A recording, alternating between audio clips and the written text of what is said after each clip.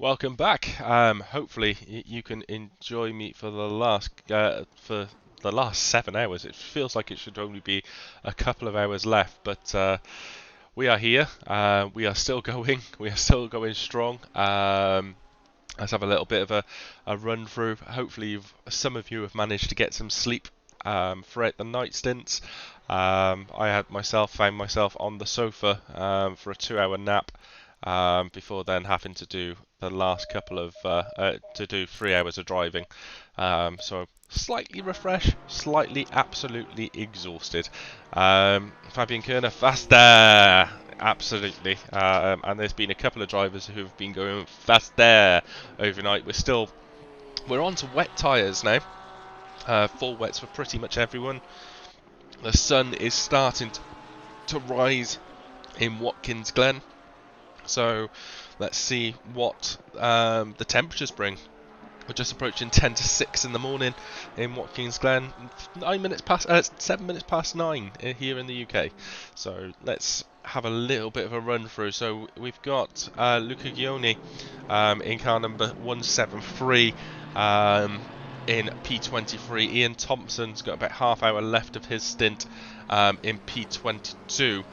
He's 7 laps behind Jordan Rose, who's back in the Aston Martin in P21. Spalino in P20. He's 3 laps behind Daniel Williamson in car number 792 in the Aston Martin. They're a lap behind Derek Bruh, which is my team, in P18.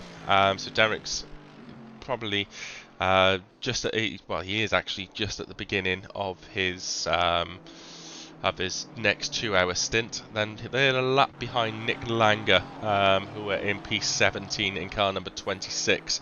They're 37 seconds behind Ryan Reed in the McLaren in P16. They're 68 seconds behind Yannick in P15 in the Porsche in the Advisor Racing team.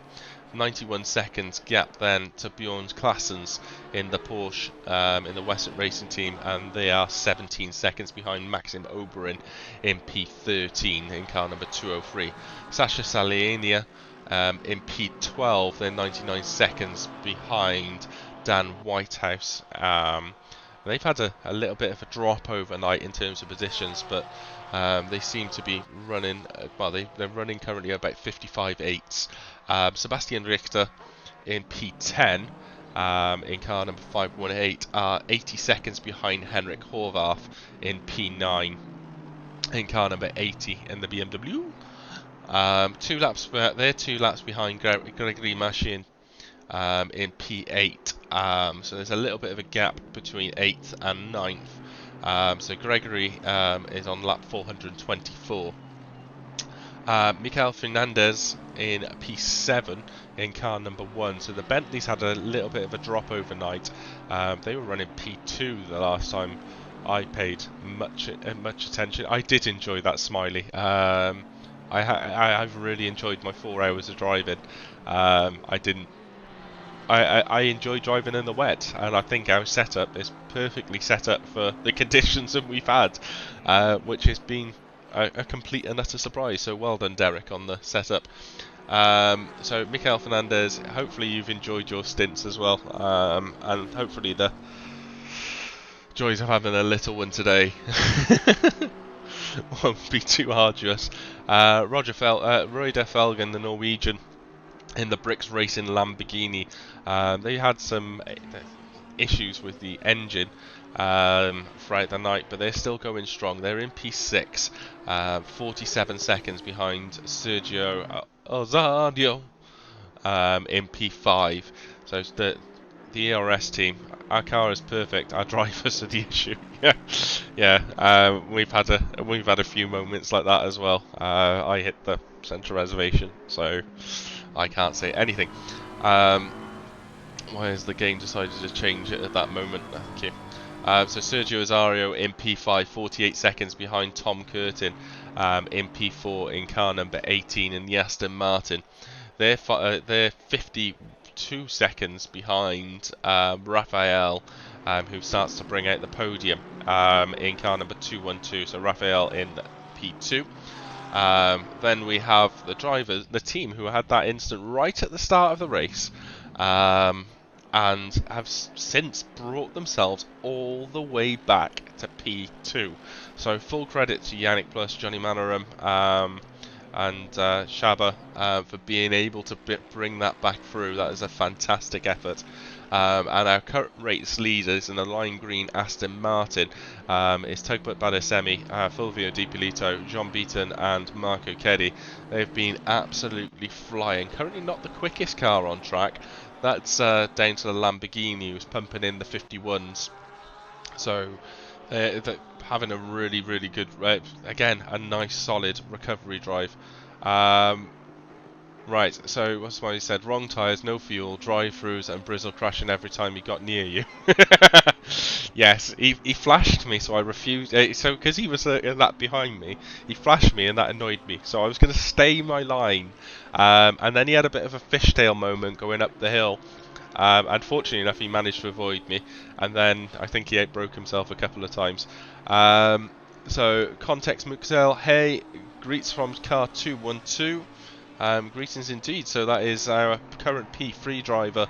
Hopefully you are enjoying your enjoying the race. Certainly performing very well. Very well. I think that's Pepin Christoph's team as well, isn't it? So yeah, I think I've noticed that the names quite a few times. But yeah, I've also had a slight issue when going through the heel of the boot. Essentially, I couldn't see the apex because the sun in sunny Wales, bright blue skies here, is just coming at a completely the wrong angle. At the right hand side of my screen, it is completely obscured by the sun, and I probably could do with giving my screen a wet wipe too, because it is dirty, and there's a lot of vape juice splatters over it, which is absolutely disgusting.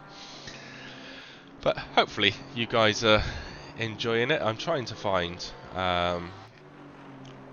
where my video capture device.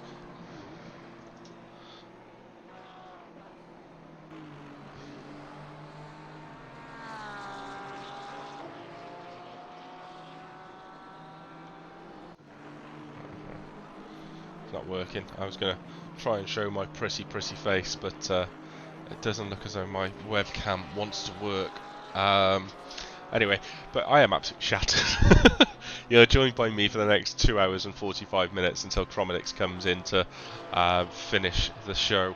Hopefully you've enjoyed the comms and the event. The racing, I have to say, has been really clean throughout. Having a quick review of the... Oh, Yannick's going a bit deep into the corner there.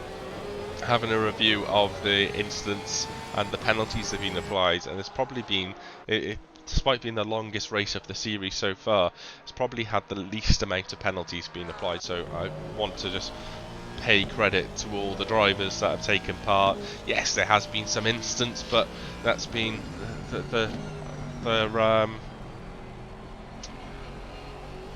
against the norm, shall we say. It's not been an instant every lap. I think that's been credit down to every single driver that's participated in the race. So yeah, just want to thank you all for that. Just giving you a little bit of an idea. It's still some... Yeah, I completely support that as well. Smiley, not only has been clean, but the little penalties given, there have been absolutely no complaints, which from an admin team, it's all we could hope for, really. Just giving you a little bit of a view of what penalties have been applied, the penalties that have been applied in the race, and essentially how we record it, just to hopefully give you guys a bit of an insight in terms of the work that goes on behind the scenes. So these are the penalties that have been applied in the race to the individual drivers, and this is a number of penalty points that have been given in terms of the login itself. These are the incidents for the 24th, there's a race length for 24 hours, which then gives a little bit of a multiplier of how many races that usually is. So we usually say it's about 2 hours per race, an identifier, 2 hours per race on average, then a little bit of an identifier of how many races that they've taken part in within the series so far, and then the new endurance races, so the additional races added on top, and a little bit of a difference. As soon as that number reaches 12, then that valid pen points drops off. So it's just kind of some of the stuff that goes on behind the scenes in terms of running an event, making sure that we have drivers which partake into the standards that we would like, and then a little bit of a flag then if a driver's accumulated so many penalty points, then we can apply a further penalty.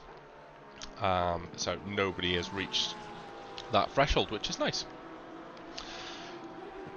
So hopefully you enjoyed a little bit of an insight into some of the stuff which we play with behind the scenes. It's anyone who's listened to any of my comms before or has ever spoken to me, you know my love of spreadsheets. So it's always quite nice to share. If you are joining us for the first time, as either as a viewer or a racer, then welcome first and foremost. Also, please give our stream a follow. It really helps us. Watch the ads. Yes, they're bloody annoying, but these events cost money. This event has probably been our most expensive to produce so far, with the level of commentary that's been applied. I'm free. The server setup. And time. Obviously, the admins, we don't get paid for their time. Otherwise, if my rate was an hour, a penny per hour, I'd probably accumulate £17 per hour. And I'd probably accumulate £18 a day, helping run this beast. So I don't think we could afford that. So please, watch the ads. Yes, they're annoying, but they really help us in terms of a league and helping fund these events. So yes, please do. Also, we operate kind of a full schedule throughout the season. Throughout the various weeks, we run 7-week-long seasons, and our events currently are: we run the British GTs on Tuesday at 8 PM UK time, where there's GT3s and GT4 cars on track. The next race is this week on Tuesday, which is Silverstone, and then we go into our rookie series, which is for our pros and AM drivers. They are at Monza this week, the Temple of Speed, and they again race at 8 o'clock. Both the tier is commentated on as well by Chromadex, which you'll be hearing from later, and then we run our main event, the Pure Sim Gear GT3 Friday, which is again at 8 o'clock. We run 4 tiers within that, so you've got the pros and the silver tiers. They race together, but they're separated into their classes, and that's streamed again by Chromadex. And we run the pro AMs and the AMs together on a second server, and they race as one grid, but then separated into their classes. So pretty much no matter what level you are, you have something to fight for in terms of position, and that's we're in season 8 of that. Season 9 will be released in due course. Watching Felgen have a trying to lap Porsche that's decided to go into the pits. In terms of how we separate the drivers, we operate 2 methods or 2 methodologies. The first method is if you generally join the series, join FRL, and you've never raced with us before, then we ask the drivers to do a hot stint. That hot stint is currently at Kailami, and with that, we ask you to run 7 clean consecutive laps in a row. And if you are faster than a 41.2, then you're identified as a pro driver. If you're faster than a 48.18, then you are identified as a silver driver. If you're faster than a 42.8, then you're a pro-am driver, and anything faster than a 1 minute 59, then you're identified as an am driver. However, if you are slower than 1 minute 59, you would still be categorised as an am driver. I just needed a number to pop in for the formula. The second system or methodology which we use is our driver rating system. So every single event or session you partake in, whether it be qualifying, a race, a sprint race, an endurance race, you are given an individual driver rating based on your performance. And that if your overall driver rating is above 60, you are again given a pro status. Above 45, you are given a silver status. Above 35, you are a pro-am status, and anything above 0, then you are given an am status. And that comes into effect after 4 races. So after 4 races, you are assigned a category, and that is the tier which you are eligible to race in. So I think that is all the wonderful gumph of FRL. And this series itself, we are at round 4, which is Watkins Glen in the rain, which is 24 hours. I thought that was going to be the calendar, but it's not.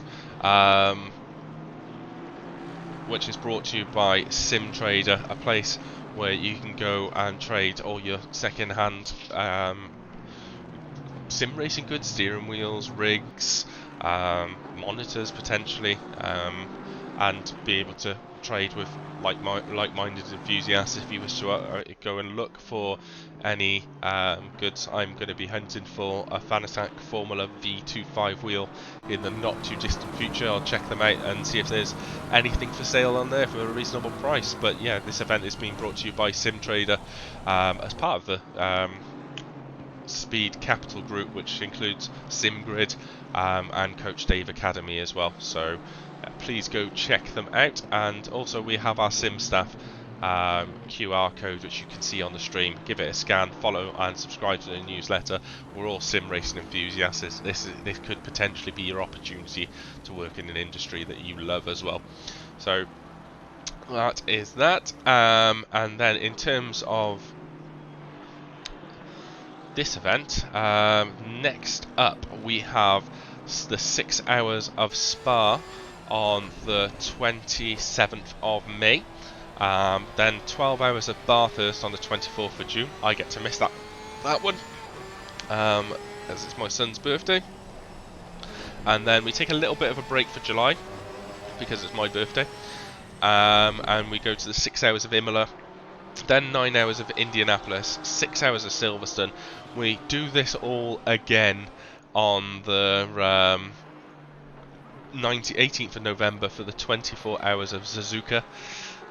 So the land of the rising sun witnesses 24 hours, so we'll get to see that sunrise and sunset at Suzuka, and then we finish it all off on December the 2nd with 4 hours of Zandvoort. So this is a championship. Yes, they run as one-off events, but your points will accumulate throughout the championship, and you could be in with an overall prize. So Thumb Twiddler, morning, welcome back. Yes, I'm still alive. Hanging out of my backside, but yeah, still alive. Hopefully you and your team are doing well and you're enjoying it. Good morning, sports fans. Good morning, sports fans. How long have you been sat there? Because I didn't hear you enter.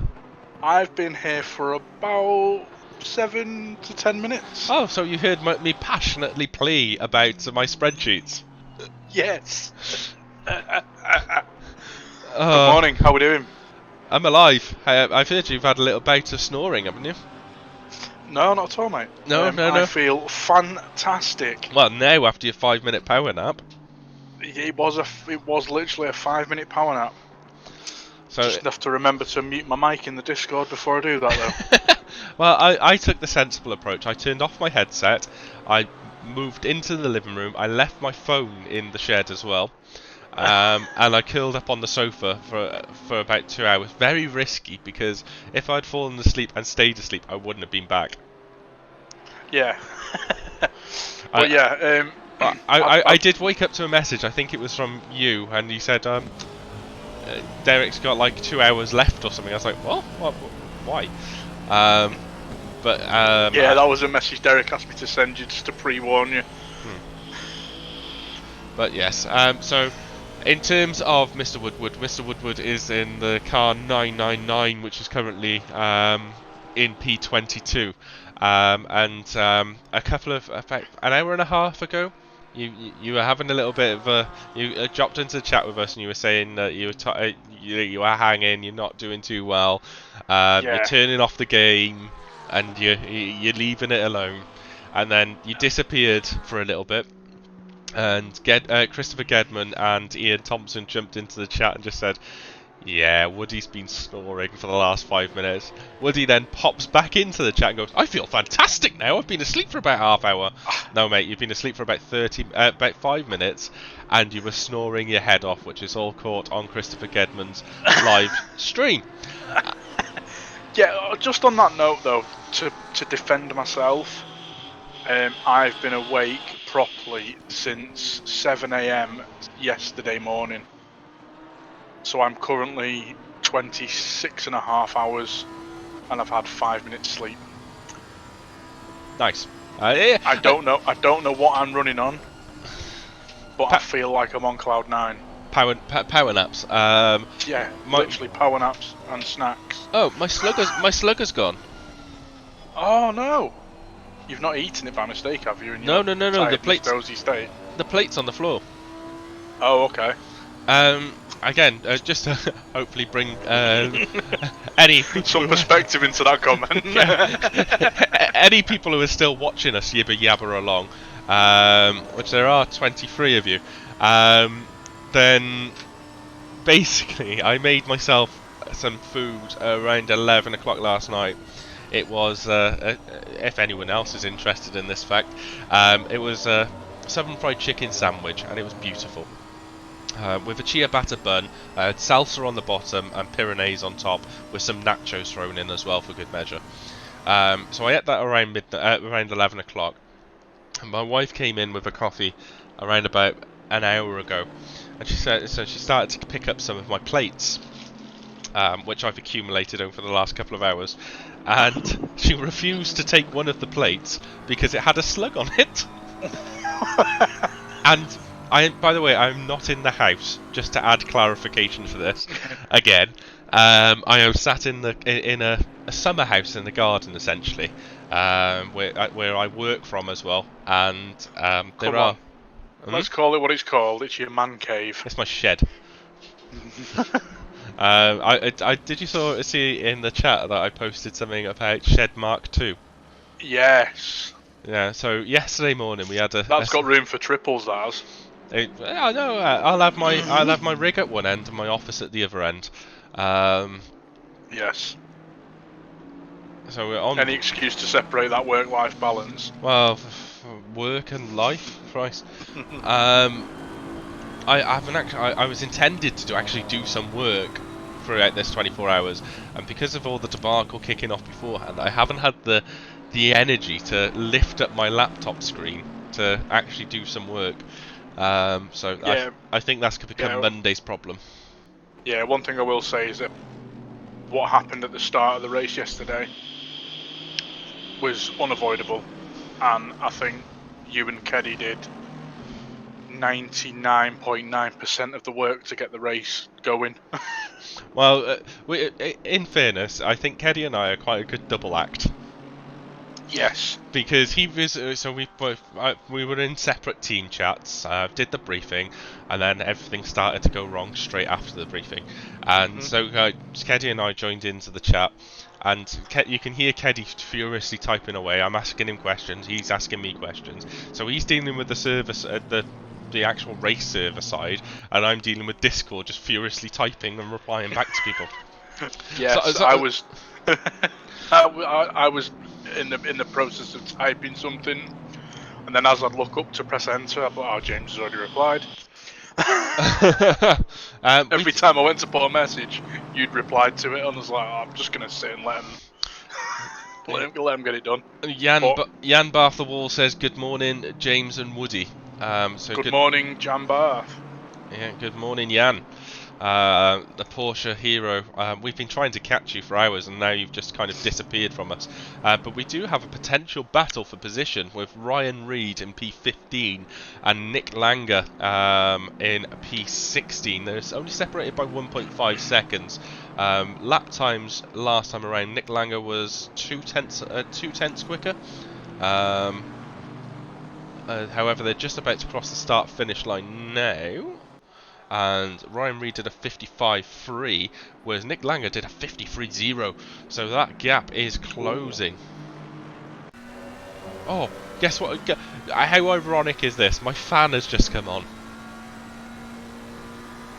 Your fan has just come on? My shed fan. So I in my shed I have a heater behind me and a fan in front of me. As soon as the temperature goes above 25 degrees, my fan comes on. Oh, okay. And it's just come on. It's more than 25 degrees in the shed at 9:30 in the morning. I imagine That might have something to do with the fact that your PC and monitors have been going all night. yeah. Oh. So Yannick is now up, now on the backside of Chica. And Yannick is past him. Ah, there we go. So Yannick is. Ryan Reed span! Ryan Reed's lost it! Ryan Reed's turned around, just avoided contact. He's moving! Oh! That was so lucky not to collect Spallino. Spallino was just preparing to go around the. Just about to go around the right hand side of him, and then Ryan Reed starts reversing into that gap. I thought, oh no, here we go. And then, fortunately enough, they managed to avoid collision. But at the end of all that, Nick Langer has gained that position, and he's now up to 15. Ryan Reed is now in 16th, but has Yannick chasing him down in P17 to 17 seconds. I think there's a comfortable... Yeah, that gap's dropped by 10 seconds to P17 now because of that spin. Absolutely. And do you know again, you know me quite well. Stats. I love watching the number of laps tick up. Nick Langer's actually pitting as well, so he's just gained that position, and then he's gone, nah, I'm going to go in the pits. But I love seeing that lap number tick up. I find it fascinating. I'm a very sad individual. So I think we're going to be close to around 650 laps. Well, we were doing 32 laps to an hour, and we weren't on the quickest. What are Tug's lap times currently in P1? So his last lap was of 2 minutes and 7 seconds. But I assume that's because they've done a pit stop or potentially a drive-through. The best lap since I've rejoined in using the application is a 51.7. So the quick drivers doing between 50s and 51s. Then you've got a bunch of drivers who are doing 52s. Midfields are generally doing about 53s, and then 53s. Derek's done a 54. Chica's done a 54.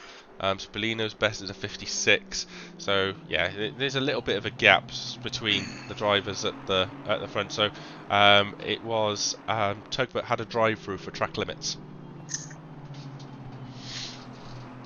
And Rowdy Byrne says, "Morning, more rain. I'm going back to bed." No, Rowdy, you can get your backside in the car. So Yannick is now. So Yannick's taken over that position back from Nick Langer. Ryan, I keep wanting to say Patrick Reed, the golfer, but Ryan Reed is gone into the pits. He's going to be repairing some of that damage. He's just dropped now. Yeah, he's on his way. He's back underway. So now Nick Langer has 48.5 seconds to be able to catch the driver in front. I think a couple of stint timers will be ending in the not too distant future. Ideally, you want to try and do probably about 63 minutes a stint, don't you? Yeah, it's 63. Push it as close to the 65 minutes as you can. If you can do that, I don't know if you pushed it to the maximum every stint. I'm not sure you'd save a pit stop though. Yeah, you should I save a think pit stop. I think it leaves at like a 20-minute stint at the end. Yeah, if you went to 65 minutes each lap, you should be able to save 2 pit stops. Oh, Patrick Richter has just spun and hit wall at the exit of turn 1. Back underway again.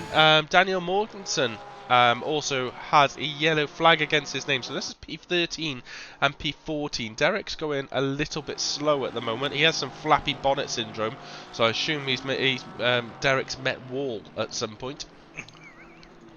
Smiley, I can't, unfortunately, because I've come out of ACC TV to drive and then back into ACT TV to do comms. It keeps resetting the number of pits, so it shows that Tug has done 1 pit, Vink has done 2 pits. So unfortunately, every time I come in and out of the application, it loses the data set. So the only thing I can really get is the number of laps. Even the fastest lap resets, unfortunately. So I think the fastest lap was around a 45.9. But we can potentially. What can we do with? I could give you how many pit stops have been done by each driver. Is that in game? Is it? Yes. No, it's not. It's on pit wall. Ah, right. Okay. So should we have a look? I should be able to get pit wall up on I my.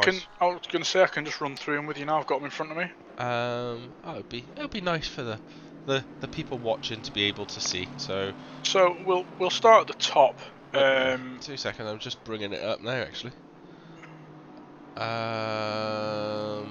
Where do you see which part of pit wall? Bottom right, and you have to click on every driver car's number, and then it populates it in the little window in the bottom right hand corner. Yeah, you run through it. So I'll tell you what I'll do. Can you, if I share my screen, can you get it in the stream?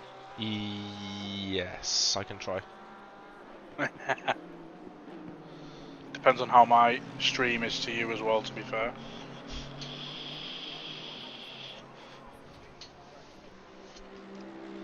Obviously, a tried and tested commentary team, you and I.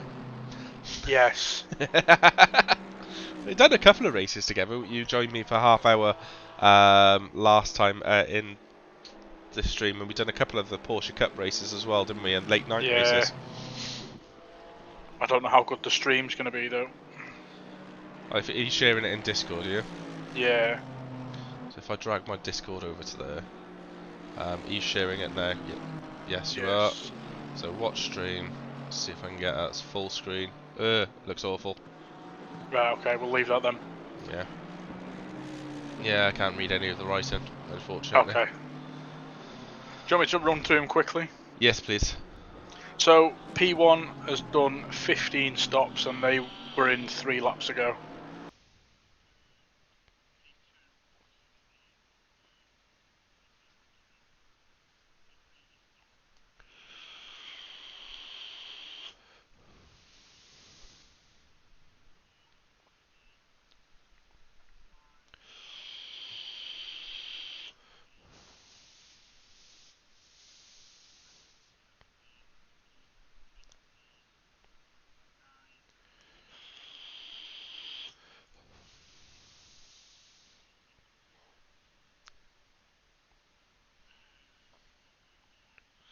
You know. Just realised. 11. Just realised that I mute myself, and I actually muted you for the entire ordeal of that.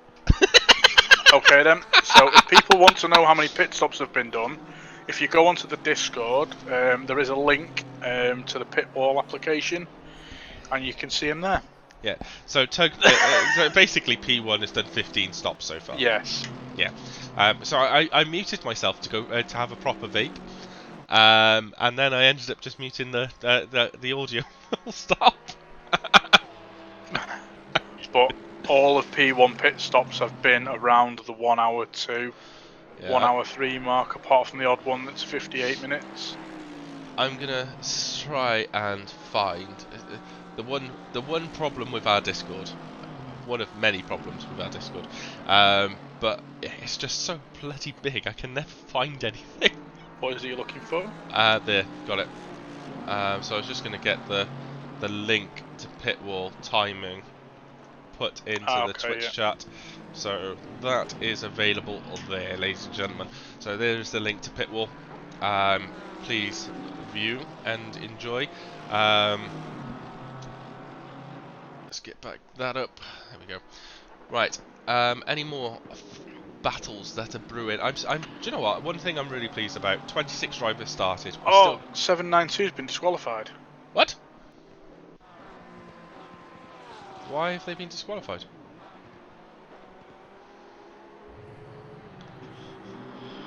Oh no, they're back up and running. Oh, it's just been removed then. Yeah, the penalty's just been cleared. Why did they get disqualified? Speeding in the pit lane could be the only thing, Yeah. or Or potentially. if you get 2 penalties at once, also disqualifies you, doesn't it? What, a track limits and then a stop and go 30? Yeah. Okay. But anyway, they're back up and running. So, battles on track, you're looking Morgan. P12 and Yeah. P13 and 9-second gap. Oh no, you got a battle for 4th. Oh yes, 2-second we do. gap. So that's Tom Curtin and Felgen. I'm going to nickname Brick's racing team the Yo-Yo team. Because they have gone up and down the grid more times than a yo-yo.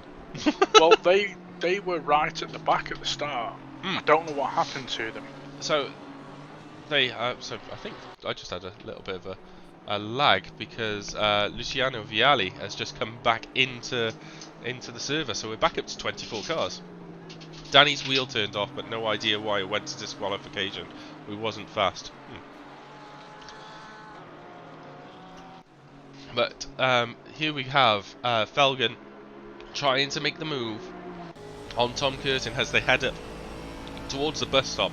After the graphics they've done on this since the update have massively improved because Tom Curtin's rear wing is covered in filth. Yes, I noticed that on the livery of the lighter cars.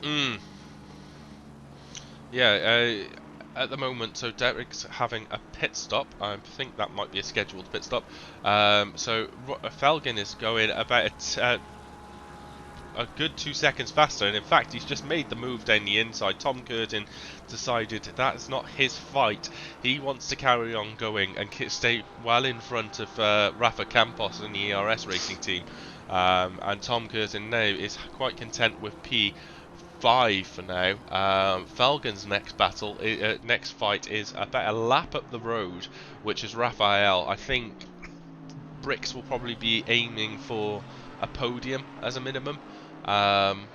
So yeah, that's going to be something worthwhile keeping an eye on. 1.2 seconds faster Falcon was on the last stint. They will go on to the next lap now because they are 2 corners ahead of the car on track. Yeah, so Raphael's Prompsel team has done 445, whereas Falcon's done 443 laps. So this so will they now, are still a full lap down then, yeah. So this will bring him up to 444, and even though he was making an overtake, he was 51.7 seconds, 1 minute 51.7 for that car lap. facing the wrong way. Which one? 173's facing the wrong way at the pit exit. Oh no. He's alright. He should be out the way by the time car number 2 gets there. Yeah, he's gone. Derek. He's gone. Yeah, he's just moving. So Derek now is coming out of the pits. No, I feel more sorry for Luca because he has done so many laps. You don't want him getting disqualified for going the wrong way up the pit lane or something like that. Hang on, car number 75 is back in the server. Yes. Luca Vialini is back in the server. It says for me that they've done 0 laps. I know they've done more than that because they were the... According to the game, he's 321 laps down. Okay, so he's got a way to go then to be able to go up above... I don't even think we could throw it away now and come last. Are you confident? No. um, yeah. So let's have a. I think everyone's stint timers should now be back up and operational. So Chica's got another 10 minutes left. Luca's got 9 minutes left of his stint. So he's done multiple back-to-back stints. I don't think he's a solo driver necessarily. I think there's somebody else on the team with Luke, him. number 173. Yeah. He is the solo driver. Do you ever feel like you want to do that one day? Do you know what? The only time I would do that is if it was for a charity. Maybe we should set up an event one day out where it's 24 hours, but everyone has to. You can only go in a team of one, and the winner. No, do you know what I really think would be a genuinely good idea for charity? Is start a race on a Friday evening, and the race finishes at say 10 o'clock Sunday night,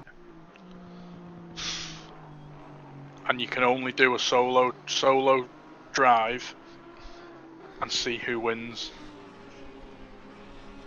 No.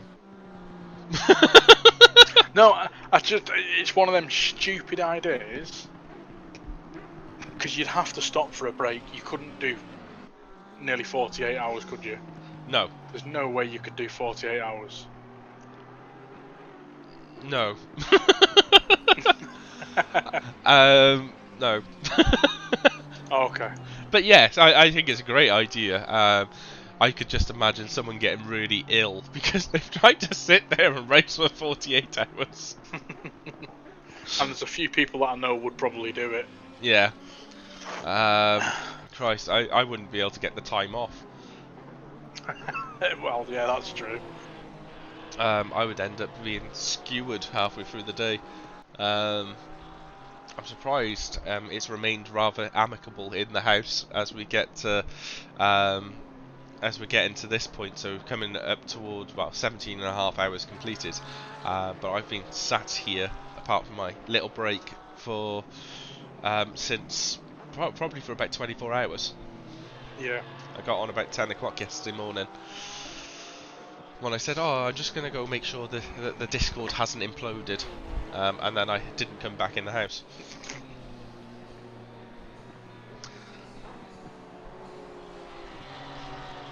Curtin's gap's now up to 4.7.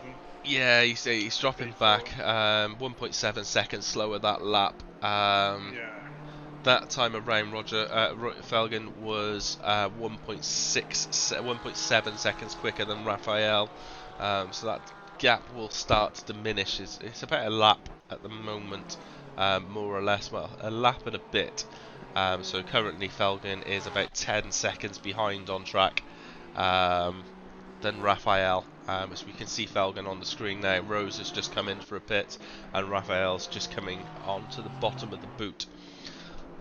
So yeah, there's about 10-second difference between them. That gap will close down relatively quickly, but probably not quick enough for Felgen's liking. In terms of pits, Felgen has another 44 minutes left of his stint, whereas Raphael has 39 minutes left of his. So it might be a few laps where Felgen's in front of him potentially after the pit stop, depending on how long it is.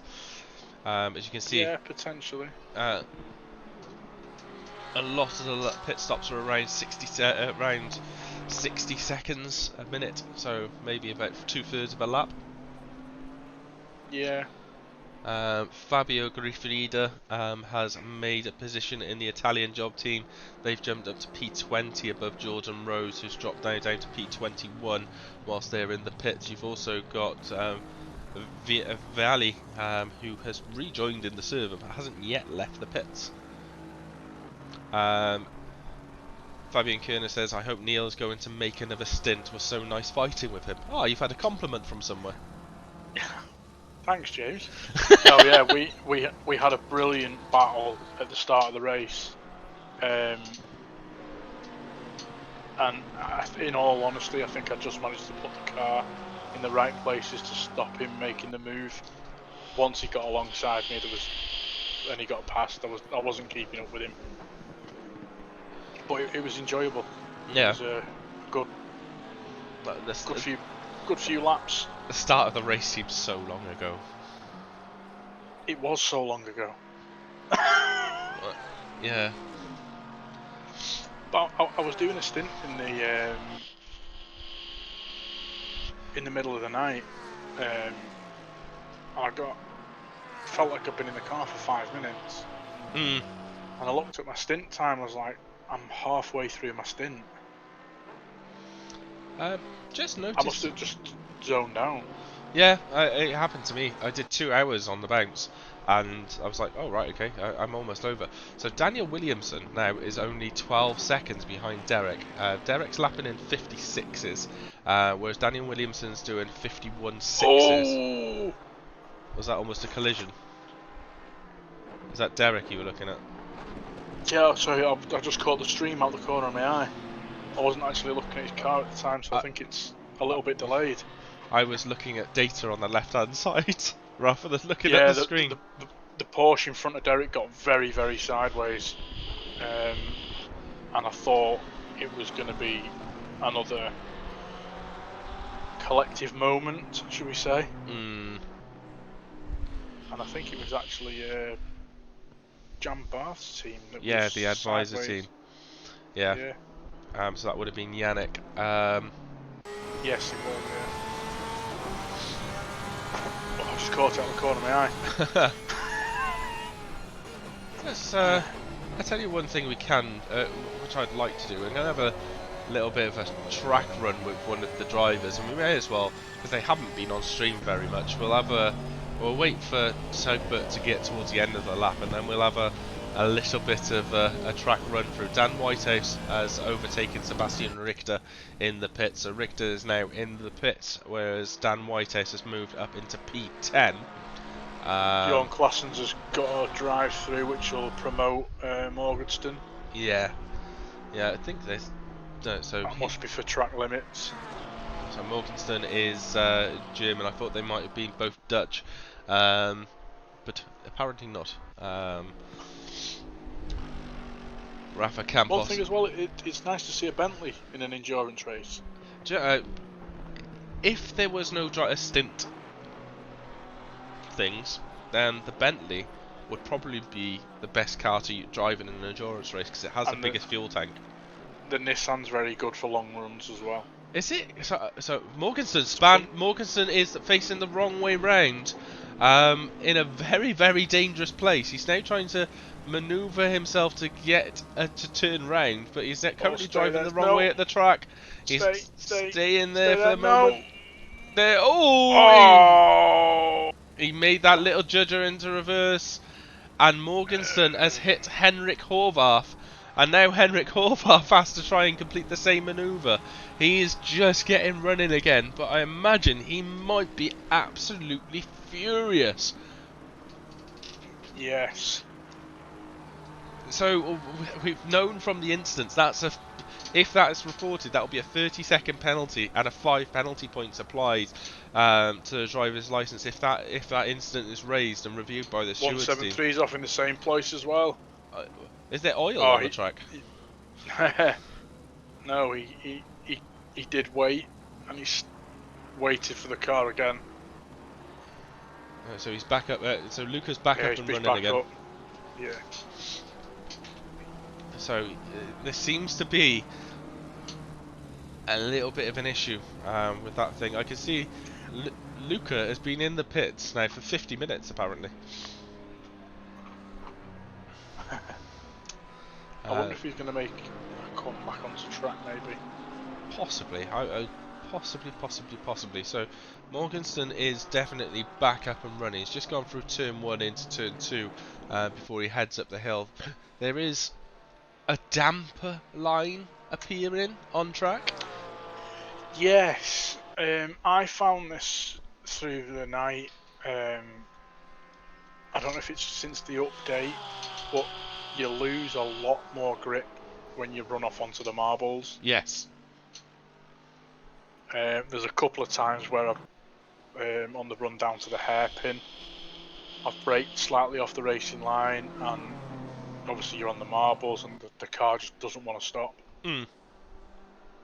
I honestly think the update has massively improved this game. I think it has. I I kind of went through that stage where I fell out of love with it. Yes. It Um, become very monotonous and repetitive. yes, whereas this update has added The dynamic of the tyre model is... Yes, the tyres are so much better because there's a cliff. Yes, there is. And it brings in that strategy of don't they change the tyres, whereas previously if it was an hour race and you had the option, you'd probably go, nah, I'm just going to carry on. Whereas Yes. on Thursday night I noticed I changed tyres and I was so much quicker than a lot of drivers who would be quicker than me, so yeah, I Yes. might have brought that up twice. James did some overtakes, yes, we know. James overtook someone, yeah.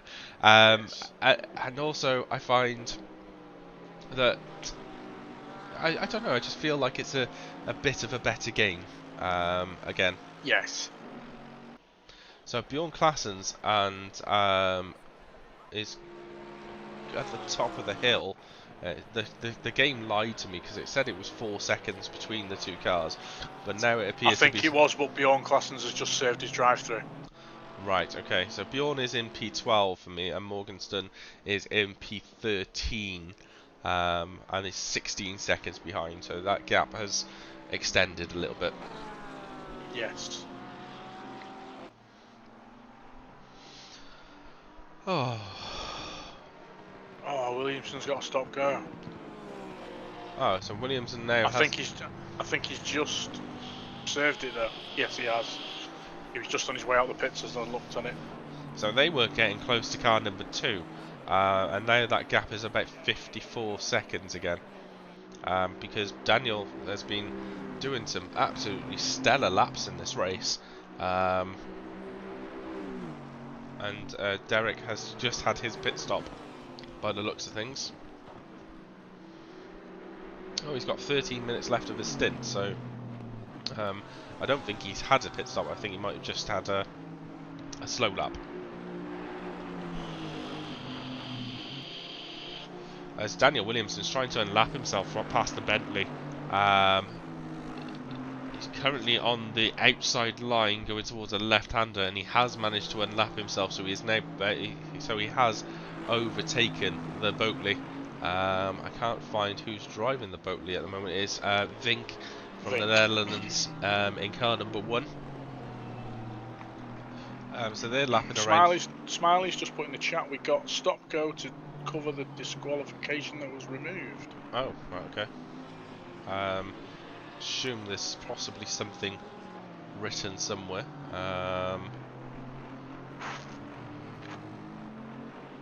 Strange one.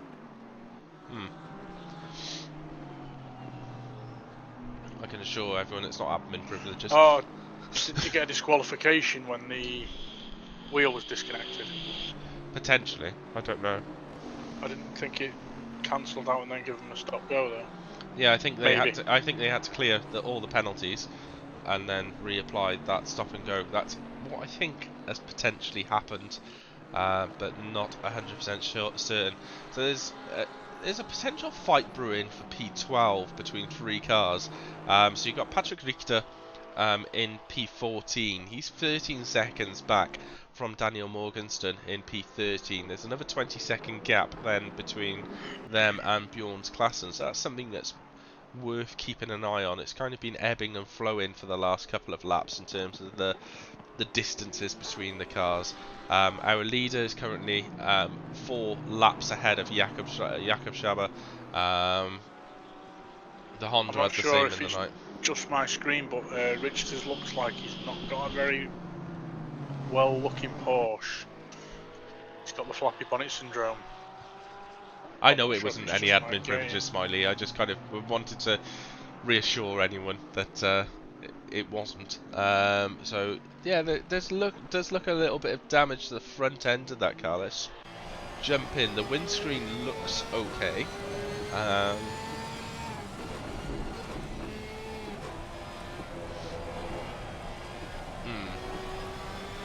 Looks okay from my angle, but Oh no, yeah, you definitely can see some front end damage to that Porsche on the bottom of the bonnet. Morganson's gone slow as well, and that's because of, I think it's Horvath in front of him, and potentially trying to unlap himself, or has just been lapped by Horvath.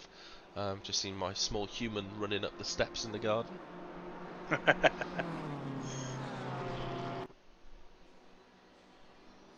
And Tugbert our leader is in the pits,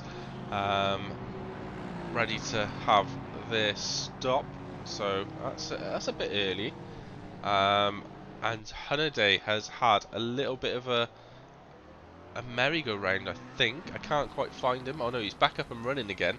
So Stanislav Hunnaday is in the McLaren, has had a bit of an incident. He's still got 2 laps before he has to really worry about Derek in P18. P1's in the pits. Yes, but I think their stint timer. Thank you very much, Ginger Bob. Really appreciate your comments. I hope you've given us a follow as well to catch all our future events. I've sounded like a professional streamer. Hi Beastie, you okay? Yeah. The child is probably wondering, Dad, why are you still sat in your shed? Yeah. Dad, you were sat there 24 hours ago. Exactly, yeah. Oh, and then the other small human has just come to the back door and shouted, "Daddy." I'm surprised he still knows who I am. Like, Mummy, who's this strange man sat in the shed in the garden? Yeah. I between my stints, I popped upstairs because the household was just waking up at the time, and the 2 children are awake, and Joe was like looking at me like, "Why are you dressed? Yeah. And why are you not in the bed?" To which point my wife said to me, "These 24-hour races are stupid." I was like, "Yeah, to most people they probably are, but to us like-minded people, they're great. 99.999% of us will never ever be in a position to take part in one of these races in real life.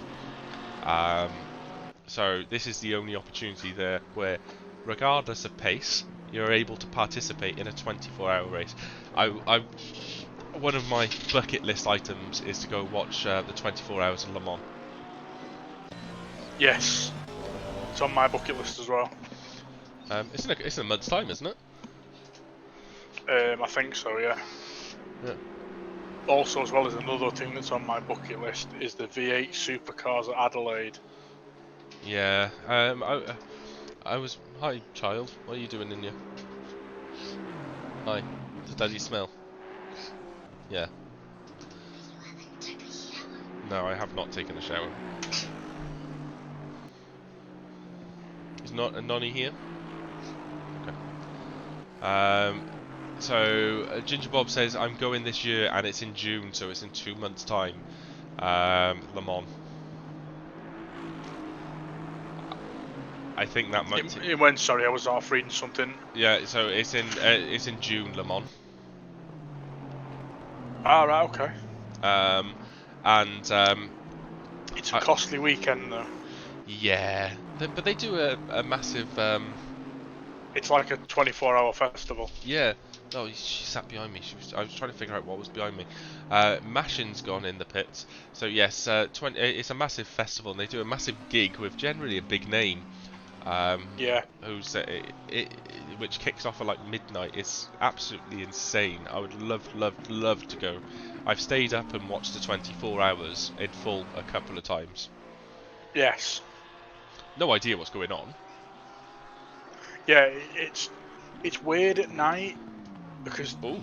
the camera footage is not. Oh, someone's just span in front of Jordan Steele, and that was Stanislav Hunnaday has just span in front of Jordan Steele. There's P1 Marco Kenny just going past, and Stanislav is remaining stationary. He's just reversing now off the racing line, and is back underway. We want to stay on board with that and just make sure he manages to get away. There's the Mercedes behind him, car number 2.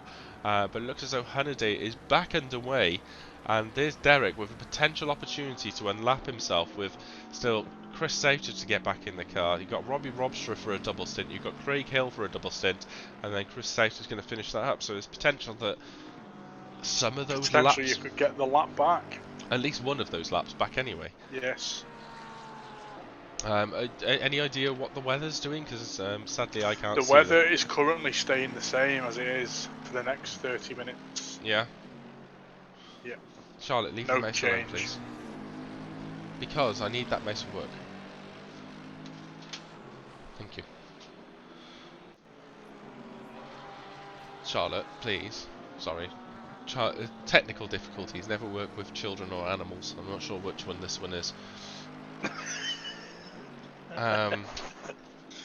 Just invading the shed and picking up my work mouse and stuff like that.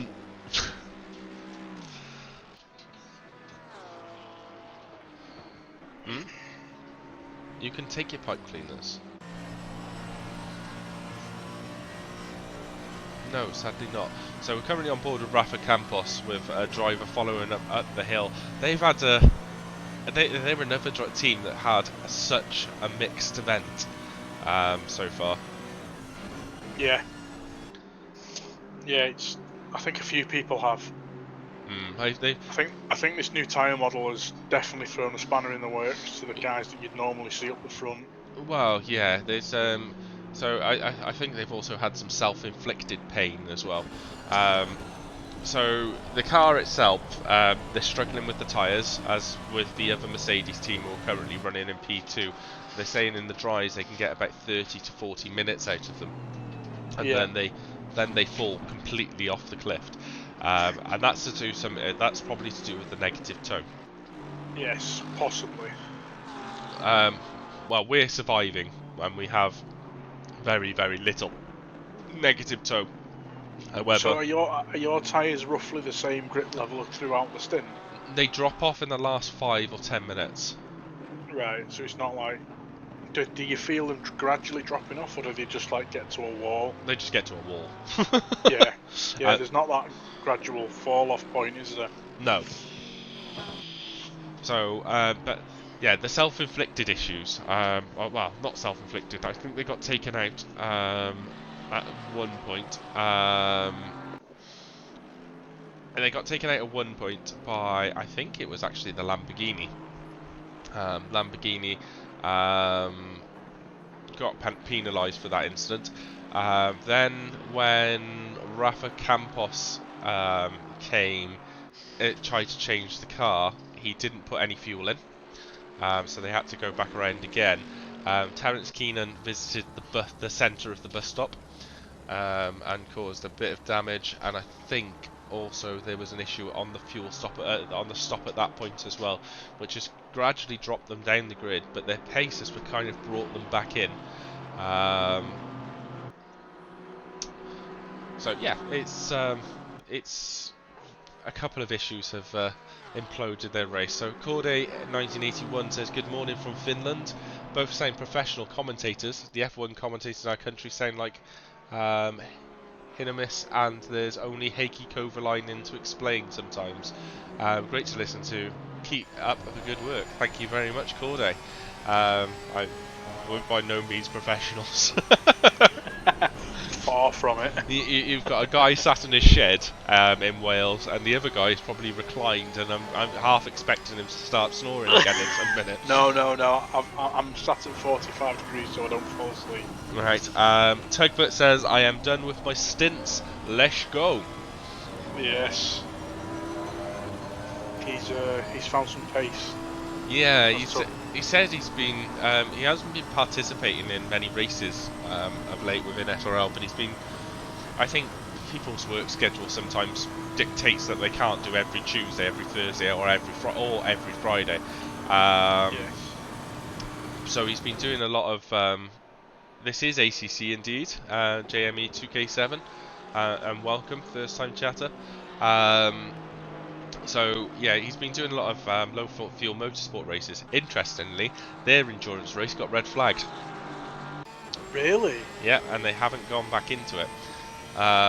So we Is are. that because of the Kunos issues? I think so. Oh, okay.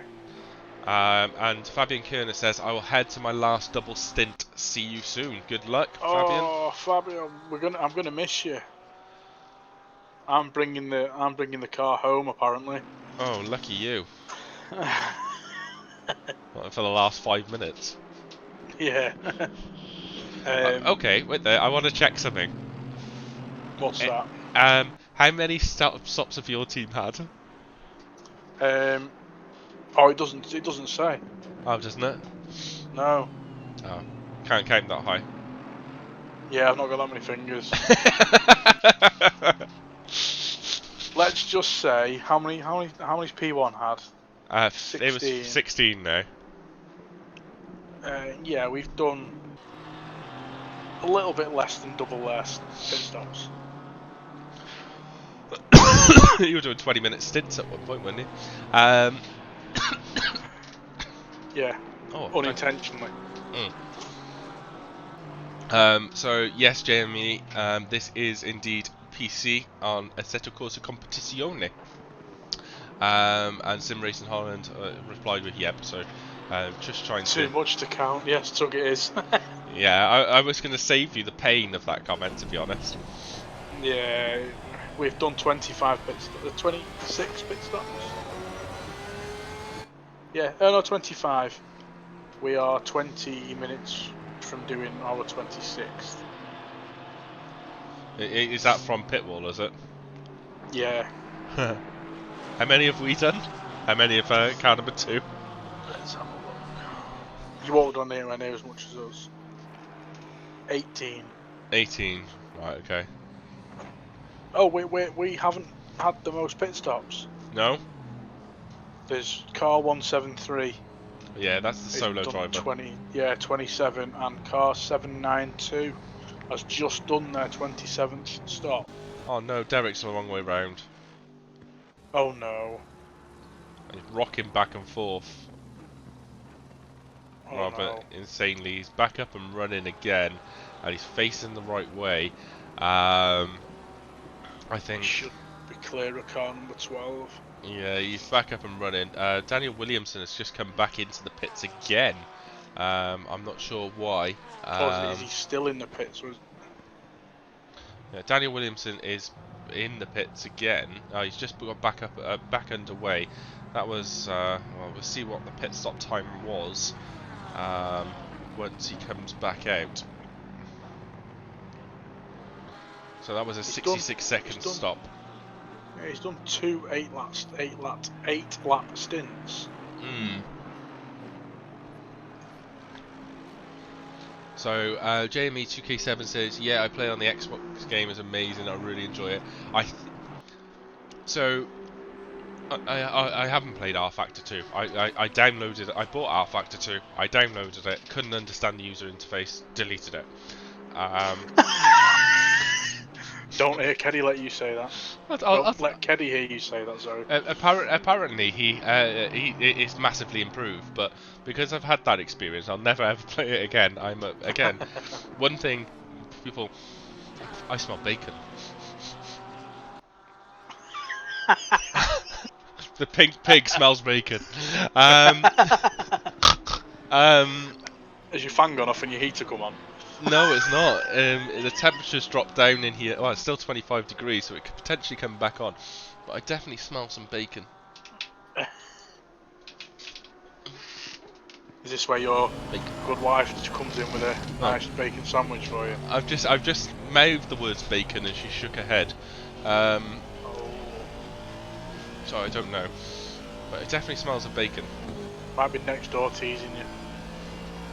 I'll throw some stones at Les's window and see if he throws some bacon back.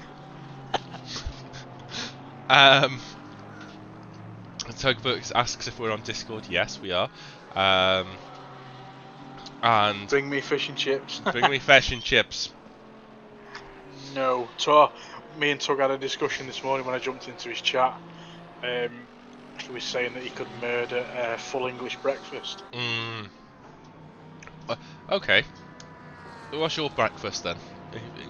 What would you? What should? Chris Jones is in the car actually, and rather than let's talk about breakfast, he's going back into the pits. Some serious problems for car 792. I'm not sure what's happened, but Daniel Williamson completed the pit stop, handed the car over to Chris Jones. Chris Jones was then stranded Has he on the got outside of the damage? second to last corner. There doesn't look as though there's damage, but something is not right. And they were just starting to close back in on car number 2 as well. So, I think this takes them another lap down. yeah, it possibly Yes, will. it does. It takes them a lap down to you now. Yeah, Derek's just gone through turn 1, despite his own personal escapades. Brizzle says, hello Woody, hope you're well. Let us know. Oh, dry tyres. They put dry tyres on. Oh no. So JME 2K7 says, how do you host a channel on Twitch Mobile? I want to host a stream. I am probably one of the most illiterate streamers in the world when it comes to stuff like that. So hosting a channel on Twitch Mobile. I'm not sure. I'm not too sure, to be honest. I've never done it. no, that's where we need Derek. Well, Derek's currently just spun himself round. Oh, I'm just watching the stream. And it's in that awkward position as well. Yeah, he's reversing back on. I don't have a track map to see who's coming. Car 18's just coming through the apex now. Yeah, but luckily Derek was out in the way just in time. Car number 1's gone off in the bus stop, and car 74's coming through. Car number 50 has spun at the last corner, and car number 1 is just getting going again at the bus stop. So it's getting to that point again where I'm not sure if the rain's getting heavier or something's happened with the track, but everyone seems to be wanting to put their best pirouetting on for the stream. So Brizzle says, sorry if I caught you earlier in race. When was going up the air. There was a slight contact. I think I had about 0.3 of a second worth of damage. So absolutely no worry. But you flashed me and I refused to let you pass. James, I'll be back in 2 minutes. I'm just going to bob into the chat with Car 999 and just see what's going on. No worries. So we're just on board with Henrik Horvath. Just going through the bus stop. The fan has just come back on, and the smell of bacon is still in existence. Yannick Peshesk has just coming out of the pits. I wonder if this is the change. And Fabian Kerner is back in the car. Stanislav Hanunde is going through the last couple of corners. Simone Bigiani is... so they've come back out. And they've done a lap, so that was their 127th lap, and now they're coming back into the pits. So maybe just trying to get some extra laps in and get at least some driver racing points. Luca Gione is our solo driver, and he is still firing around the track. And then we've got Tom Curtin 16 seconds behind Maximilian Pacher. Marco Keddy and the FRL team are still going around. Oscar is on PC, PS4 and PS5 and Xbox game. Yeah, it is. Just to Oscar, just to let you guys know, yes, this game itself or this race itself is on the PC version, but it's also here in FRL we operate PS5 League on Tuesdays. As we're watching Jonathan Steele approach the car number 1 and is trying to go around the outside. We will try and stay on board with this because this is Jonathan Steele trying to put another lap on the Bentley, and this time Vink moves out of the way safely for that move to pass. Richter is coming into the pits. So yes, in F Formula Racing League we host PS5 races on Taco Tuesday, late nights on Thursday. I think that's between either 10 or 11 p.m. and also super sprints on Sunday nights. We also host monthly endurance races on PS5. On PC, we run Tuesdays, Thursdays, Fridays, and monthly endurance races as well. 20-minute sausage rolls. Do you know what? I'm really hoping she's made me some food. I am hamk Marvin. We're back now down to 24. Small human has just come back in. That's a lovely little ball of pipe cleaners.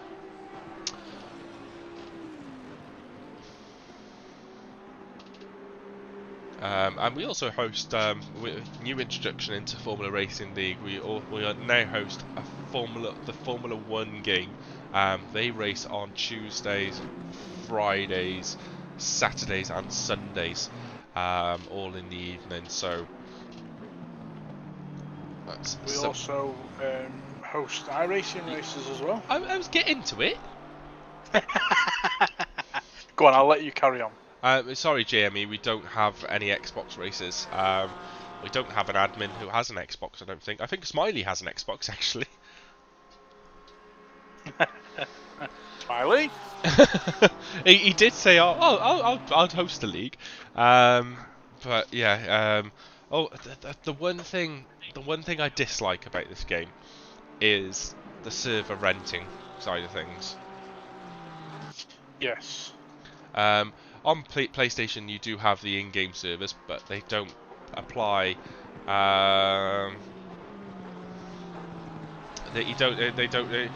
They don't really give the same level of information the same way as the privately hosted ones. We're very fortunate. One of our partners, Southwest IT, provide service to us free of charge on PC. So we're in a position where we are able to run an unlimited amount of basically servers ready for practice and things like that. And then on PlayStation, we host free PS5 servers, and the cost of those servers is about £70 to £80 about £60 to £70 a month to be able to host and run those servers on a monthly basis. So that's the one thing I really dislike about it. Hey guys. Oh no, you're going to bring down the house. Hello. Here comes the man that wants a full English breakfast. Yeah. I want the bacon.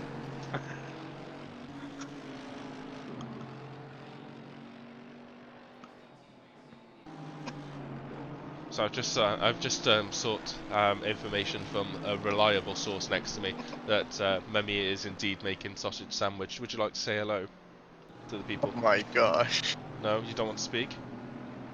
No, do you want to say hello to the thousands of people who are listening to me right now?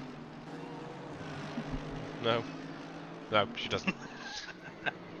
Yeah, everyone needs to buy a PC and go to the master race, Jamie. Campos got drive-through. Oh really? He's just serving his drive-through now. Yeah, he's just going through the pits now. So Alan Brown said, "Oh, has Smiley told you what he did to me? Changed tyres, but gave me 7 litres in a stop."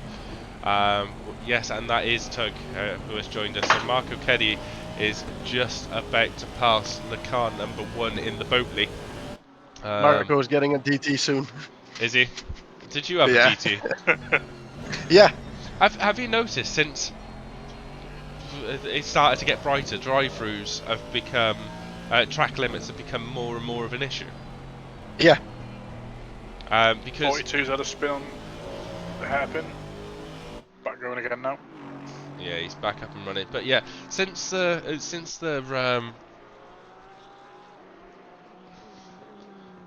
Oscar, this is on PC, but we do have, like I said, we do have Tuesdays, Thursdays, and Sundays on PS5.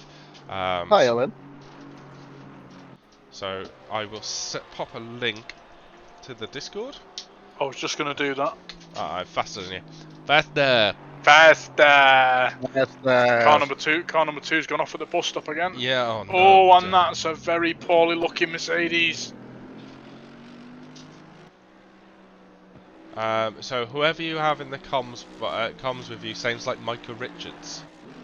I'm guessing that's more you, Woody, than Tug. I'm not sure. Who's Mika Richards? The ex-footballer. Yeah, Seriously? If that's the one I'm thinking about. yeah. Which club? He used to play for Man City and Aston Villa. Oh, okay. But I don't think Derek is having a very good time. He's still got 40 minutes. No, he went off at the bus stop, and just as I got onto his car, he just got back going. And that Mercedes looks like it's very hungry. Yeah, he's looking for that sausage sandwich. Yeah. I in fairness, Derek he's done all the night stints and he's just coming towards hopefully the end of a double stint, and then I've told him I've asked him nicely that he goes away and has a little bit of a rest. Yes, he sounded very tired this morning. Yeah. So yeah. And he's in this lap. Is he? Which is a very brave move, a Yeah, sensible he's pitting. move. Yeah, so he's pitting.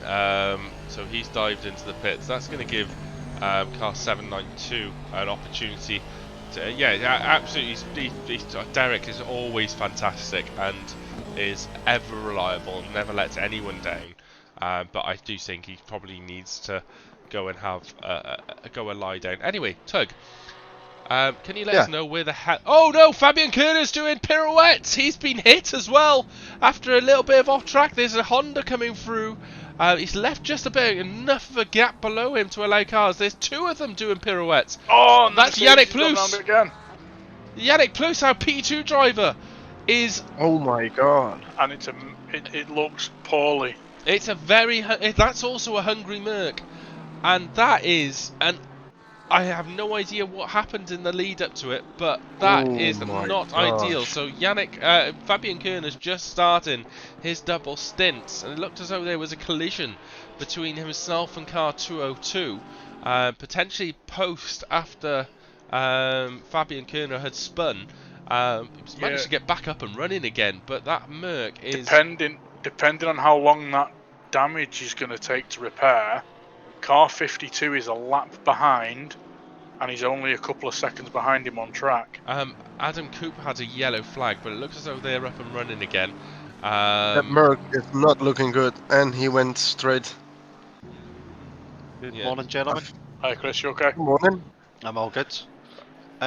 So we may need you. If you want to stay here, then I'll go and do the first hour. It's probably going to be me and you taking our team over the last 6 hours. Yeah, that's fine. I'll jump in. I'll come out the comms chat and jump into the team chat now. Okay. My gloves are on. Supposed to go into the pits. No, he means business. His gloves are on, people. So we've got James, a stream on been a Go. pleasure, Cheers, mate. Woody. I'll Thank catch you you very later. much, guys. And I'll be joined to the end by Tugbert by the sound of things. Yeah. See you later, boys. See you later, guys. Later. Good luck. Oh, wow. So Chris, it looks as though Chris Sauter has taken control of the car, but I'm not sure if the damage has been repaired for P2. They currently have a hungry Mercedes still by looking on the stream. I'm not sure if that's a game glitch. Chris Jones has spun coming out of turn 1. So we're just starting to have a bunch of things starting to happen again. Yeah. But more on that in a bit. Tugbert, you've somehow found... Right, you were never ever slow, put it that way. No. You have found some absolutely ridiculous pace of late. What's your secret? Tell us all. My secret? It's not a secret. The most of things I'm working a lot, so I cannot join a lot of races of FRL. So that's why I'm doing low fuel motorsport races. Yeah, my secret. Yeah. But you've been I don't have one. Just drive. You've been driving cars in real life, haven't you? Like, yeah, I did. Not as in I drive to drop the kids off at school. You've actually been driving around a racetrack in a car in real life, haven't you? Exactly. Yeah. So what have you been driving? I drove the Porsche GT3. The Grello for the ADAC GT on the Nürburgring. I drove on Spa the DTM of the BMW as test. and eventually they need so much money to pay the seats. So I told myself I'm not gonna do that. Uh, That's too much money. They asking 20, 30K at least, is that just for a if it's race not or a more, season? just for a seat. If you want a season, it depends. Maybe 100K. Wow. Yeah, it's crazy. It's a money ball. But I had the potential, but I had not the money, so I choose for myself just to do sim racing. Uh, not, And I'm gonna open my own company soon. Also oh, with cars. yeah. Yeah. Go on. I'll give you some free advertising. What's your plan? My plan is my uncle has already own company in cars in Germany. Yeah. The plan is to open one store in the Netherlands, a second used cars, at least 5 years old. And then you need to think about German cars, not French, only German cars. So think about Mercedes, BMW, Volkswagen, the Volkswagen Auto Group. Mm. So that means Skoda, Seat, and that kind of cars. And yeah, that's what we're gonna sell. And maybe I am planning to run my own little team Yeah. on like the Porsche Cup. Mm. But I'm figuring out how that's gonna work and what do I need, what kind of papers do you need, and that thing. Because I already have an racing license, so that's good though. Taxable deduction. Yeah. Yeah. Well, yeah. I well, I just before I bought my current car, I had an E-Class Merc Estate, and it was absolutely fantastic. But then it was an 18 plate, so 2018 or 2000 early 2019, but the gearbox went. And Yeah. it kept going, just jumping from zero first to third, and that's I only had gears 3, 4, and 5 out of 9, so that was a minor inconvenience. So I just traded it in, and you saying, "Oh, not French cars," gives me a cringe because I just bought a Peugeot 508. The new cars are pretty good, but if you look about the old ones, like 2008 until 2014, it's a bit sketchy. I mean, they make good engines. But the electronics of the French cars are a little bit, yeah, in my opinion. Yeah. I don't know. Yeah. So so just prior to my wife changing her car, she had a Qashqai, and so she had a Peugeot 208. It was a 15 plate, and it was a diesel, and the AdBlue went on it. Or the AdBlue pump went on it. So we got quoted like £2,000 to get that fixed.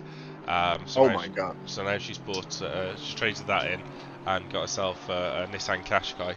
I traded my Merc in and got a Peugeot 508 21 plate, which is quite nice actually. It's a quite nice car, big car, nice family car though. Not as big as the E-Class estate. So we just got back from the Isle of Wight. So JME says I've got a Renault Kadjar. Also good. Yeah, also good. Getting and his recommendation is getting the Clio Cup. Yeah, the Clio Cup is nice. At least that car's cheaper than a Porsche.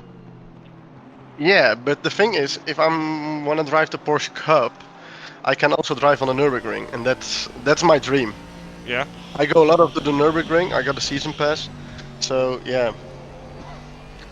And I'm gonna build a track race car with a BMW E36 with 328 engine on it. So there's a lot of going on right now. Yeah, just a bit. Hence why no time to formally commit to a league. Yeah, I just live in this shed. No way, you have kids, so you have also other beautiful things. Yeah, so there's two of them. One one keeps coming into the shed and making stuff next to me, and the other one keeps coming to the door, as he's just done now, and shouting "Daddy" at me. Although he's just about to try and escape and come out into the garden. Which I hope he doesn't, because he comes into the shed and starts pulling wires. Terence Keenan's just taken over from Rafa Campos. Dan Whitehead is currently off the track, and is just trying to rejoin slowly. He's drifting into the racing line just ahead of car 999, but fortunately 999 was aware and manages to move out of the way. But Dan Whitehouse is back up and running again. Lap times are still remaining around 52, 53 for the quick guys. And yeah, around 55s for the guys to 54s, 55s for midfield drivers. If you have the good pressures, you can drive 151 mid.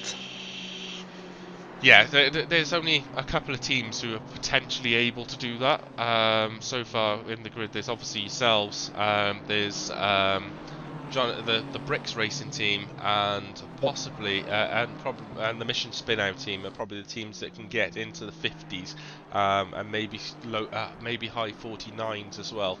So since I've joined back in the server, the fastest lap has been a 49.0.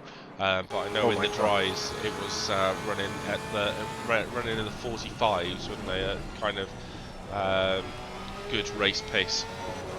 Yeah, really. The Lambo has a really good race pace. Well, the Lambo has possibly. I appreciate the drivers which are involved.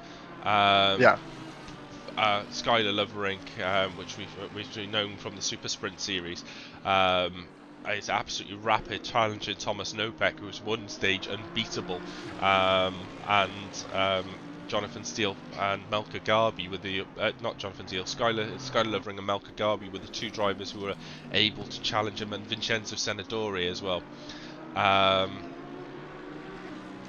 So yeah, Skylar beats him at Indianapolis, I think, in a straight fight for the race. So we know how quick Skylar Loverink is, and yeah, that Lambo apparently it's quite heavy, but I think it's heavier than the old one, right? Yeah, but it seems to behave a little bit better than the old one. Yeah. So Jamie says, "Wish I had a shed." Everyone does. It's great. It's my sanctuary. And he also has a race tonight on Xbox. So we wish good luck for that race. Good luck. Bring it home. I'm looking forward to sleep. I'm not gonna sleep. I need to drive to my grandparents soon. It's a 1.5 hour drive. Oh, nice. And I didn't sleep till from 3 o'clock in the night. Did you have a nap before 3 o'clock or? 2 hours. Yeah, I've had about 2 hours myself. I am really struggling. It's in his race is at Laguna Seca in the Boatley. Oh my god! Good luck with that. Yeah, the corkscrew is going to be fun. Yeah. So Bjorn Claessens has dived into the pits from P12. The Wesset Racing team are performing. Again, they've kind of come from the back and they've moved their way through the field. They've had one or two incidents, but largely their pace has been relatively strong. You got Maximilian Bacher, who's currently in P2 after the incident which damaged the Mission Spinout car. That bomb again. I'm not sure if it's the game not updating the post pit stop. Hello, Joe. But he's given quite a lot of cars some flappy bonnet syndrome. Jakub Schaber is now looking to pass car 999 under braking zone. They've closed extremely quickly, and probably in Neil Woodward, who was joining us in comms earlier, Micah Richards, is now having to back off down the start-finish straight to allow Jakub to pass successfully. Falls in back into the racing line, and Jakub managed to gain another lap on the. I can't remember what their team called. Four Ballers team. I think the Lambo is gonna aim for a podium. Do you know they what? crashed. They got disconnected with the pedals, and they are now on P4. Really impressive. They before the disconnection of the pedals, they had overtaken Marco or Keddy, and they were about 20 seconds in front of him. Yeah. I think they're currently the quickest team. I think by pure pace, they are possibly the quickest team on the grid. You've obviously got yourselves and yourself, John, Fulvio, Keddy, have all. Oh, the Boatley went drift mode through the bus stop, and fortunately managed to come out the other end with with their bus pass intact. I think they are the quickest team on the grid, and then Jakob Schaber and the Mission Spinout team again are possibly up there. They had a couple of incidents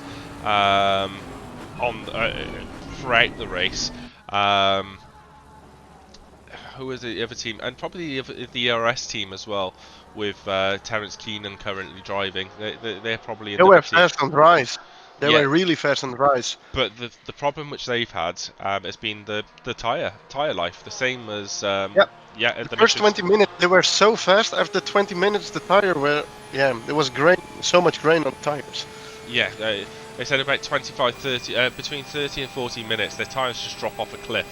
And Jakob said, I think the very same in the chat as well, that they are having that cliff, which has appeared in the 1.9 update, which is far more severe than anything experienced in 1.8.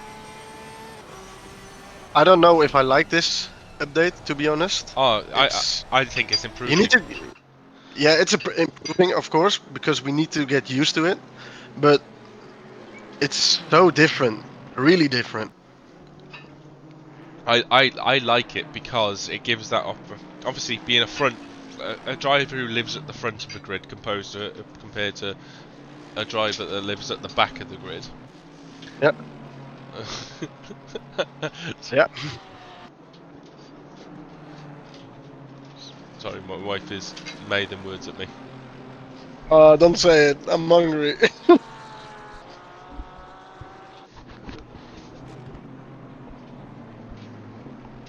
That's the one lovely thing I love about England, the What? English breakfast and the fish and chips. Yeah.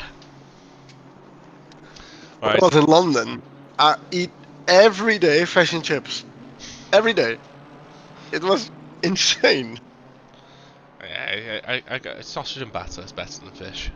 Sausage is better, and bacon. Bacon. Yeah, could definitely do with a good breakfast. The clouds have started to close in here. What's the weather looking like in the server? Is it still continuing rain for the foreseeable? Yeah. Still continuing rain for the couple 30 minutes, and the track conditions are wet, but the track is getting hotter. Yeah, It's 17 degrees. I can see it. 17. Yeah, on my feed it says sunny. It's definitely not sunny. 17 degrees air and then 17 degrees track temperature as well. So since the early hours, it definitely has increased. Marcus Schaber has had a mission spin-out moment and is currently in P13, just getting back going again. He has to worry about Sasha potentially behind, who's just coming through the same corner, which he span at. So yeah,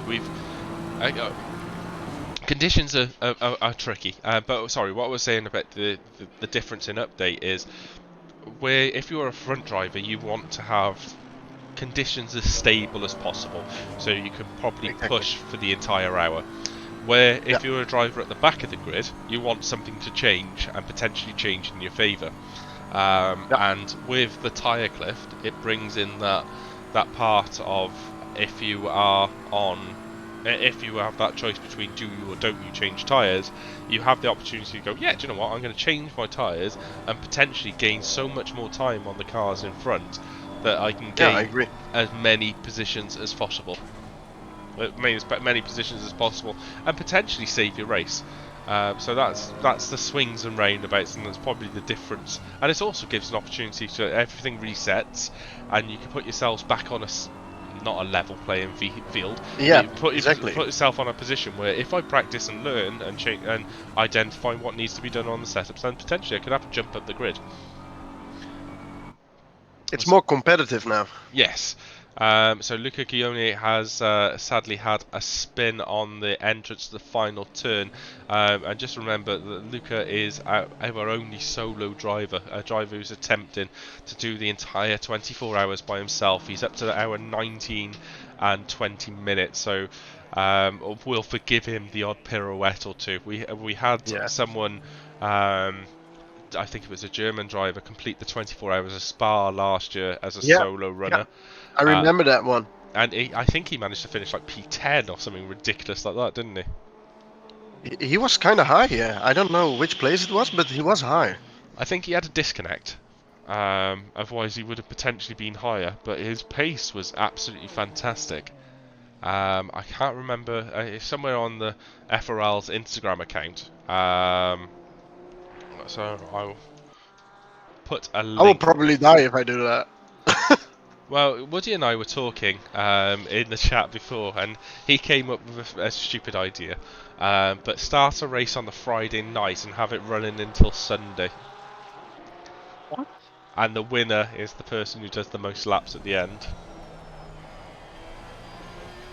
Crazy, but I like it. Yeah. When are we gonna start? That Friday? No. Oh. Christ, I don't think I would be able to survive after that. Jakob Scheiber goes up for a lapping move on the inside of the BMW, going into the left-hander. He's managed to make that move. He still has a bit of flappy bonnet syndrome, so that car still has quite a lot of damage by looks of things. But again, I'm not 100% sure if they've pitted, repaired their damage, but it just hasn't updated. In terms of what we see on the screen in front of us, the joys of sim racing and things potentially not happening. Vink, they were running in the Boatley in the podium positions at one stage, and overnight they've seemed to have fallen down the grid. That was strange because I was driving in the night around 4 o'clock. Oh, he's just had a twitchy moment coming out in the second to last corner. Managed to regain control to file round. Sorry, Tug, I interrupted you there. The Boatley, they had a really good position for podium, but they dropped down because they made it in lap 62, I guess, a double pit stop. Right. I think they had the wrong tires. Obviously, and that's dropped them back. Yeah, because now they're. Well, Craig Townsend's had a little bit of an off in P15, but he looks as though he's back up and running again. We've got Tamas in the BMW, the Hungarian driver, is now just under 10 seconds behind, lapping 1.7 seconds quicker than Cohen.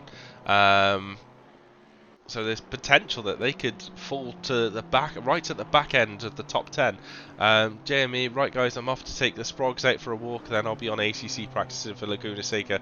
Can't wait for your next race. Well, thank you very much for joining us, and thank you for hopefully enjoying the stream. Good luck in your race at Seca tonight. Enjoy the Boatley down the corkscrew. Enjoy, good luck. At least the Boatley will be able to eat the curbs. Yeah, it's a good car for the curbs. Boatley was the first car I ever drove in ACC. The mine third one. I began with the McLaren on the PlayStation. Yeah, well, yeah, mine was on the PlayStation. Who was my teammate? I can't remember his name. Ian something. But he was like, "Oh yeah, just drive the McLaren." And I had no clue about tyre pressures. I had no clue about setups. I just ran the safe setup, and that was it. And the tyre PSIs, I had absolutely no idea about. As soon as I started figuring out the tyre PSIs, I started to climb back up the grid, which was nice. Yeah, that's a nice feeling. Yeah. Oh, something's finally clicked in this game. I need to set tyre PSIs, because I was listening to people talking in the chat about PSIs. I was just like, yeah, you guys just seem to be taking this a little bit too seriously, because I came from the world of F1, where you went into time trial, you stole somebody else's setup. Oh. Thank you. You're a hero.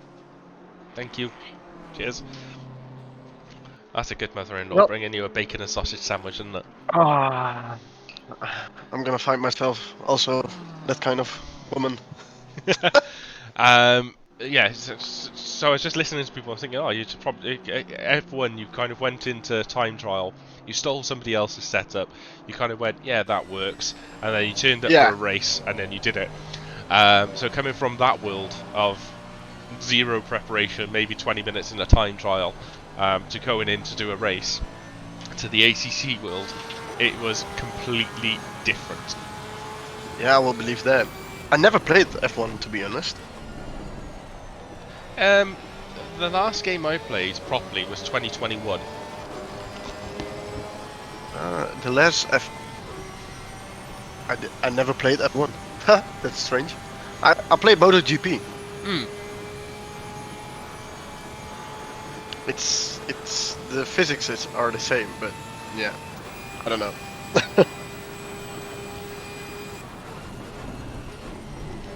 Sorry, I got my mouthful. No worries. Um, Um, you got Jakob Schaber, just commented in the chat. Sorry, I'm chewing. This is really bad. no worries, no worries. What time is it? 12 o'clock Central Europe time. Well, It's time for me to leave. okay, no worries. Well, thank you very much for joining me, Tug. I really enjoyed your Yeah. company. Absolute cracking Welcome. drive over the last 20 hours. Yeah. And enjoy your little trip for an hour and a half. Thanks. Enjoy the race and good luck. Cheers, Tug. Bye. Bye. Always nice when you're joined by someone who has been racing and has been racing at the front end of the grid as well. So we're just having a look. So Nguyen Kun, Let's Go Mission Spinow racing P2 and P3. So currently Jakob has dropped back a little bit after that incident with Fabian Kerner, 32 seconds behind Maximilian Bacher, who's currently running in P2 in the P2 in the Porsche. You've also got Marcus Schaber in P13 in a Porsche as well. So lapping in a 52.9s the last time around. Fabian Kerner's got a yellow flag. He's taking an interesting expedition outside of turn 1, back on track and up and running again now. Adam Coop is 70 seconds behind, just coming towards the sector 3 of the track. Chris Sauter is running in P18, 3 laps behind these drivers, and Chris Jones is just over 20 seconds behind Chris Sauter. Fabio Garifida is 3 laps down, and then you got Jean Fourchet in P21, Neil Woodward in P22, Luca, our solo driver, in P23, and then we got Andrea Valentini in the Aston Martin in P24. That's kind of the back end of the grid. In terms of what's happening at the front, Cody Vink now is got a lead of just over 10 seconds from P9, which is Tamas. Lap times are around the same. Tamas was about a tenth of a second quicker last time around. Remember, these drivers will also have to navigate some traffic as well, either cars lapping them or being lapped from lapping slower cars as well.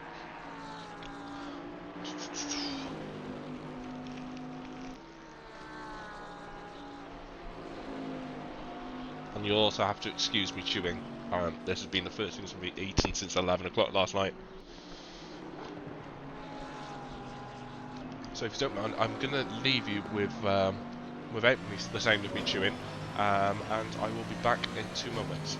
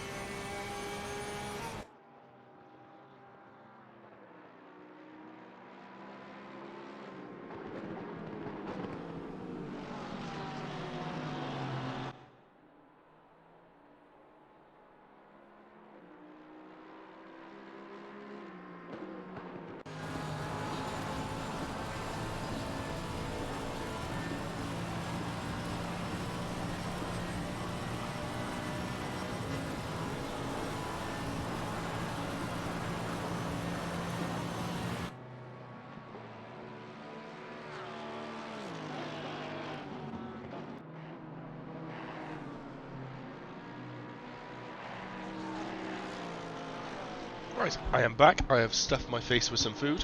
I now just got a remnant of a nice cup of tea to finish off, and just keeping an eye on the stewards chat in terms of what potentially is happening there, because an incident has been raised by Yannick Plus, which I assume is in relation to the incident that happened with the advisor team. Just having a look at the footage. Who lost it on the curb, span out, and didn't held their brakes potentially, which then caused an issue with the Mercedes approaching. Ooh, yeah. So that's currently being reviewed by the stewards as we speak, so we'll wait and see what the outcome of that is going to be. And I will keep you informed with the latest piece of information on that one as soon as I see it. So we got 5.5 hours left of the race to go. Between here at 24 Hours of Watkins, Glen, brought to you by Simtrader within Formula Racing League as part of our 2023 Endurance Series. This is round 4. We have the 6 hours of Spa up next, followed by the 12 hours of Bathurst. If you are participating in this event or the Spa event, you have priority sign up. So that is now available now within the Formula Racing League one-off announcements channel. So please get your seats signed up, get yourself signed up to avoid any potential disappointment. So I'm just gonna flick away from that channel a moment just to see what's potentially brewing in terms of the race. Obviously, with 24-hour races, there's a lot of ebb and flowing between gaps within cars. There's a potential fight with Jonathan Steele and Jakob Schreiber, so the Bricks Racing team and the Mission Spinout team. There's only 15 seconds between the drivers, with Jonathan Steele lapping 1.3 seconds quicker at the moment. In terms of what else is potentially close, Chris Sauter has a gap of 15 seconds between himself and Chris Jones in the 792 car, which is potentially going to come back to them. Other than that, there seems there's definite battle that's going to be starting here hopefully in the next lap or two. Tamas is only 6.2 seconds behind. If you look at the pit stops, Tamas has 37 minutes until he has to come in and pit, whereas Vink has another 30 minutes. So there's still potential for the next 30 minutes that this fight will be brewing. If we look at the back of Vink's car, are we going to see Tamas going through the final corner? We can see they're just separated by a straight. Dan Whitehouse is now in the pits. Mel Kagabi, good morning to you. Hope you are well. I brought your name up earlier when we were talking about Mr. Nopek, Skyler Lovering, yourself and Vincenzo Senatore in terms of your little four-way fight in the Super Sprint season last year. So hope you are well.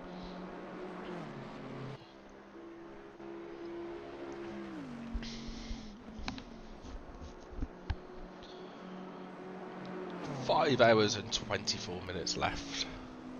So we'll be finishing about 4:30 here in the UK, and probably 5:30 in Central European time, which is caused by the issues which were experienced with the server right at the beginning. If you've missed it, the new Ferrari, unfortunately, if you were a member of that team, you were not able to complete a driver swap, so we had to, we had a little bit of misinformation brought in where we were going to postpone the race. Fortunately, we have not, and thank you for every single driver that continued to take part in the event. I think it's been well worth making that decision to carry on. And then once we got to approximately 3 hours in, the server basically, well, it's not the server, I think the game went kaput and everyone just froze on track and people weren't able to exit the game, so we had to complete a restart with 3 hours remaining, with 3 hours gone and race, 21 hours remaining, and that restarted again. I will make sure I can check the information. That restarted at 7:15 PM yesterday evening, with 21 hours remaining. So yes, so we managed to get going again, get everyone back in, and then we managed to kick on without having to complete a qualifying session. We retained the positions of the starting grid, and now we are back up and running again. And we have been doing, I have done so for the last almost 16 hours. So there's just that 5 hours remaining of the race.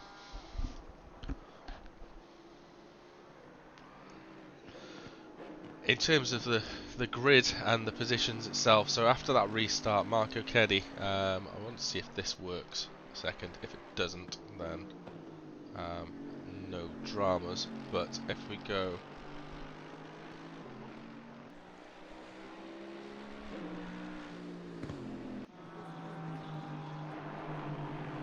it's going to work. 2 moments.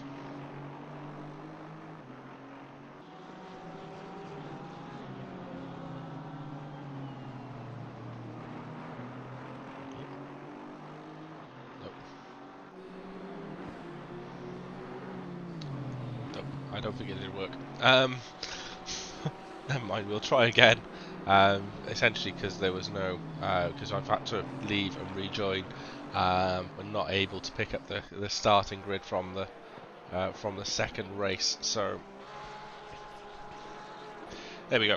So I'll try and do this by memory. So we had Marco Keddy starting in P1. They were on the front of the grid with Terence Keenan and the ERS racing team. They've dropped down through the grid and have started their way make their way back up again. Terence is been on fine form. So as Alex Zagdell, Sergio Azario, and Ben Eck, minus a few painful moments and some self-inflicted moments. They are fighting potentially for a top 5. Jonathan Steele has gone into the pits. They started in P3. They regained the lead and then had a pedal issue, which resulted in a team disconnect and then had to rejoin. So they've managed to fight their way right from the back of the grid and laps down as well, all the way to P4. 5 laps behind our current leaders. Jakob Schaber and the Mission Spin-Out team had an incident right at the start of that restart, dropped right back down to the back of the grid, and have been progressively making their way through. They're now on the podium. Maximilian Bacher, I think from memory, they started P4 or P5, and they've remained largely consistent throughout the night into this morning, and currently reside in a comfortable P2. They're 34.5 seconds ahead of P3. Daniel Crimson and they were around 10th. That was Tom Curtin's team. They've kind of started in midfield and they've largely remained in around 5th position throughout the entire race. Then we got Max Kukhinov in the Aston Martin. Again, they've largely remained consistent. Another team that's had a bit of a yo-yo race. They started in the midfield, progressed their way all the way up to P2 at one point, and then since then have been slowly falling back down the grid. Thomas has had a white flag moment. As you can see, the ERS of Terence Keenan sliding all over the curbs in front of him. Tamas is going to be is a lot closer this lap. He's 4.2 seconds behind, even with that little bit of a sketchy moment. Vink popped in a 53.8. Tamas lost 0.8 of a second that lap, and it popped in a 54.6.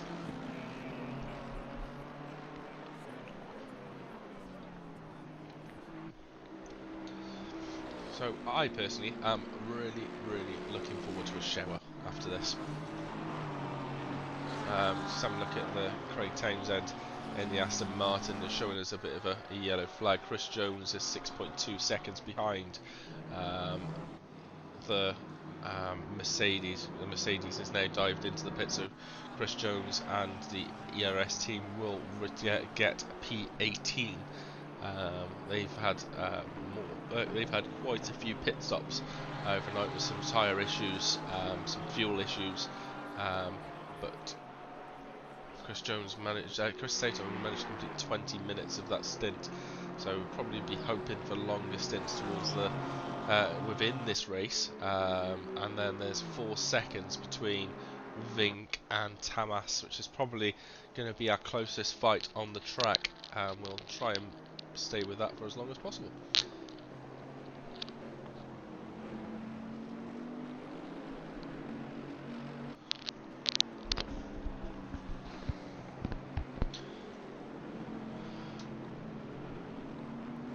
the Bentley looks a bit sketchy going through that corner.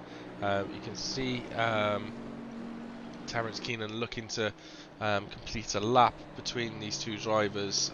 Who's currently sat in the middle. This time takes the second to last corner. The exit of that a lot more, a lot safely, and a lot more stable than the last time around. So Terence popped in a 52.4, Vink with a 54.0, Tamas with a 53.1. So it was 9/10 of a second gain that lap between Tamas and Vink. And still quite a way of time until any pit stops are due for those teams. See a little bit of a Pirelli sign on the floor. That was a result of Terence deciding that the track needed a little bit of redecoration, shall we say, and was carrying a Pirelli board for quite a good half a lap or so. I assume that's what it was for, where it was from anyway. All I remember was quite early on, there was an incident at the bus stop. P7 has dived into the pits, so Max has gone in. Interested to see if there will be a driver change. They've dropped down to, they're in P7. They are 2 laps ahead of Vink in the Boatley, which we were checking out a few moments ago.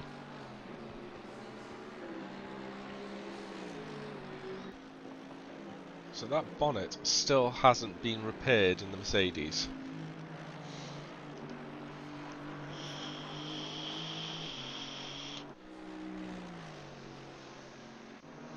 And that gap is getting even closer now. Terence has managed to lap Vink in P8. So now you can see Tamas closing right in from behind. If we look at the back of the rear wing, you can see the BMW looming large. Max Kerikov has come out of the pits and is now back on track.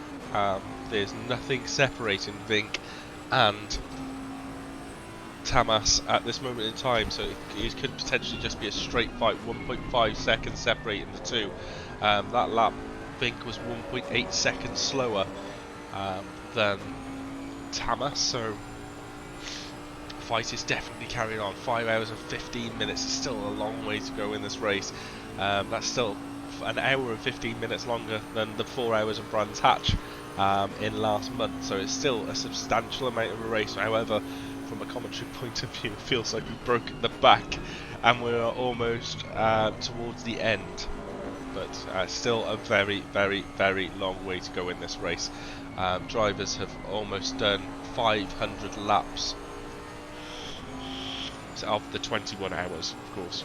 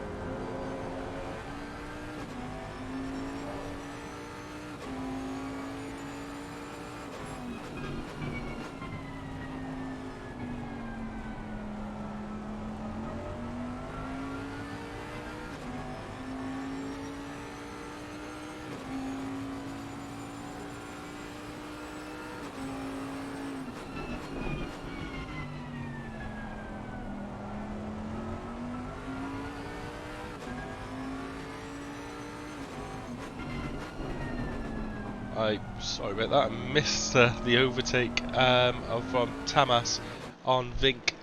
So Vink has moved up into dropped down to P9 in the Bentley, and Tamas has moved up into P8. So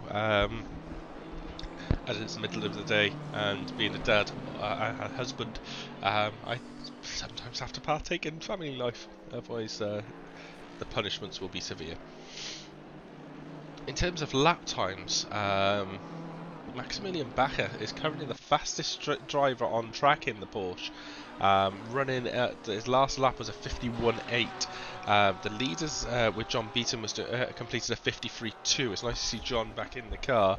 Felgen has just popped in a 51.410 as he crosses the line and goes through the corner. They're 50 seconds behind Jakob Schreiber. Let's have a look at in terms of the pit stops and who is potentially next. Felgen will be the next driver to have their stint timer ended. They've got just under 10 minutes left. Well, that's counting up. That's bizarre.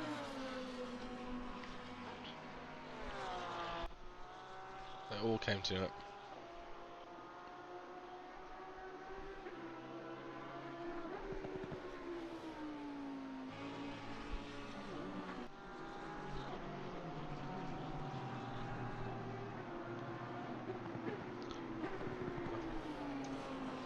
Because I didn't do that. Right, okay, so that should possibly make it easier. So Marco Schreiber has to complete pit stop in either this lap or the next lap with 3 minutes left of their stint timer.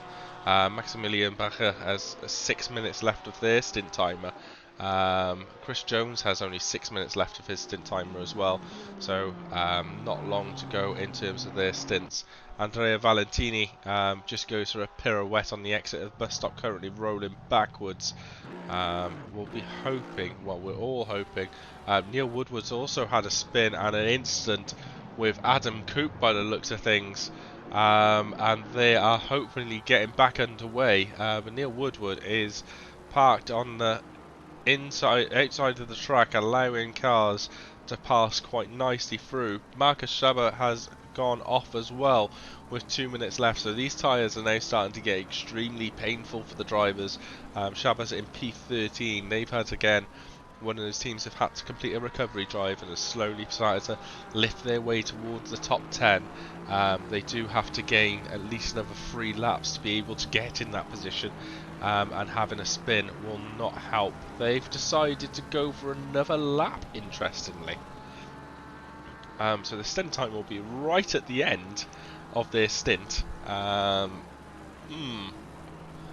definitely going for a risky biscuit manoeuvre. Maximilian Bacher just heading towards the bus stop. They've got 4 minutes left of their stint. They might be trying to push it out as long as possible as well in the Porsche. Porsche seems to be doing very, very well in these conditions. It's also the new Porsche as well. So sounds absolutely fantastic when you jump on board with them. Let's see if we can.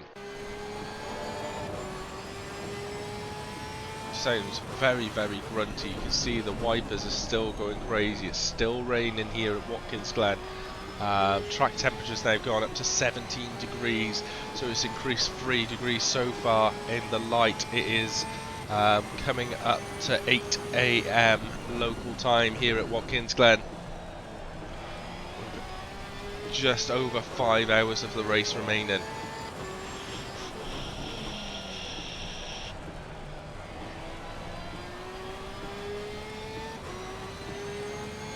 Maximilian Bacher, will he be diving into the pits, and will there be a driver change as well?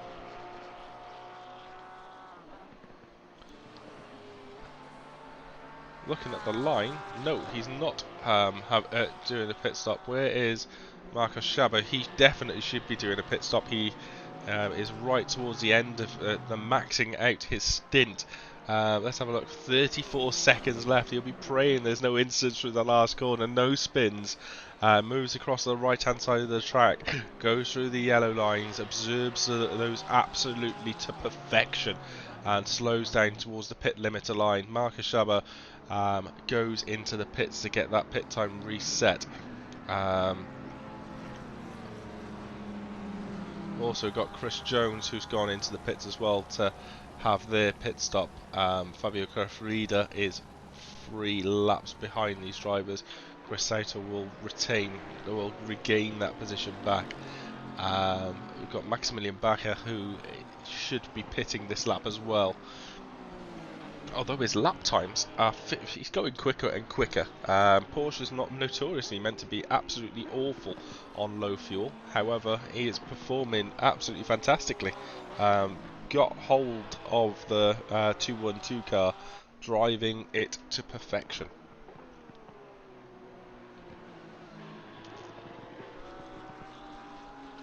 Chav is in the pits, Jones is in the pits. Sasha Salina has gone past Shaba while he is pitting as well. We're back down to 23 cars. Looks like Vielli and co have potentially given up the ghost. I think there was problems getting the getting the first driver back in to restart the entry list.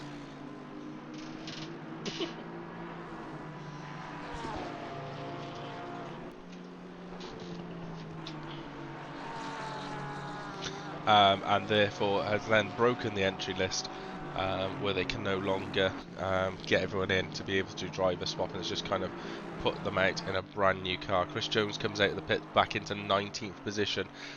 He'll be some laps behind. Sim Racing Holland supporting John Beaton and his fellow teammates. They are doing absolutely fantastically. Maximilian Bacher is in the pits. Will this give Jakob Schreiber an opportunity to pass back through?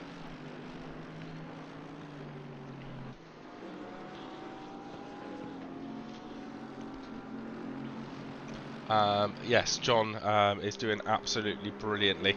I think he set the tone in the early. I think he also was very accountable for the setup they're using, or the setups that they've chosen for this race. So yeah, John has been one of the star members of the team, and an absolute thoroughly nice guy as well.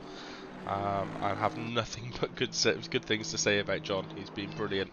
Maximilian Bacher comes out of the pits. Sasha Salina has had an off down the start-finish straight. Interesting rejoin. I'm sure the Aston Martin might have had his heart in his mouth. Being now approached by the Aston Martin of Crimson directly behind, moves over to the right-hand side and allows the Aston Martin to come through. I think it was Crimson. Yes, it was. There's now 2 seconds between Raphael Komsel and Jakob Schreiber since the pit stops. Let's have a look. Jakob has 56 minutes left. Raphael has just over an hour left of his next stint. So this is something that's going to be keeping us entertained. 1.5 seconds as Raphael's tyres need to heat up. Jakob should already have his tyres up to temperature. We know what the Merc is like in a straight line. However, it does abuse its tyres quite often. Last lap around was a 52.8. Fagan now is only 44 seconds behind these drivers. So after 495 laps between P2, P3 and P4, is about 46 seconds separating them. John Beaton's gone into the pits as well. Looks like a potential drive-through being caused by track limits, which is probably abused by Marco in his earlier stint. Yes, that was definitely a drive-through, and they are now back on the track for their 500th lap, or 501st lap.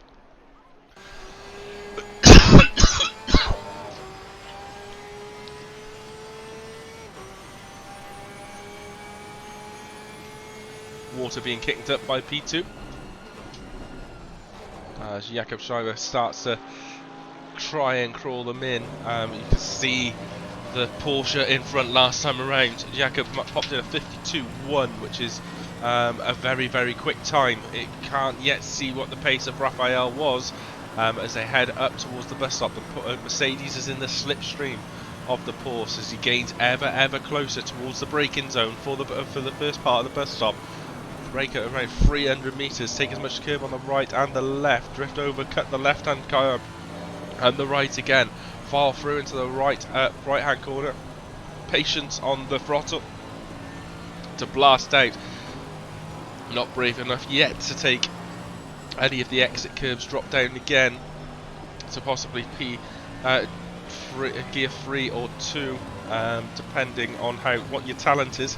Falling down towards the boot section of the track, gaining again. We've seen so many cars spin in this section. Both cars remain on track as they go down to the part at the foot of the boot towards the heel. A nice long straight down, going downhill shortly into the braking zone. Look for the 200 meter board on the left hand side. Try and get close to the apex and burn out again.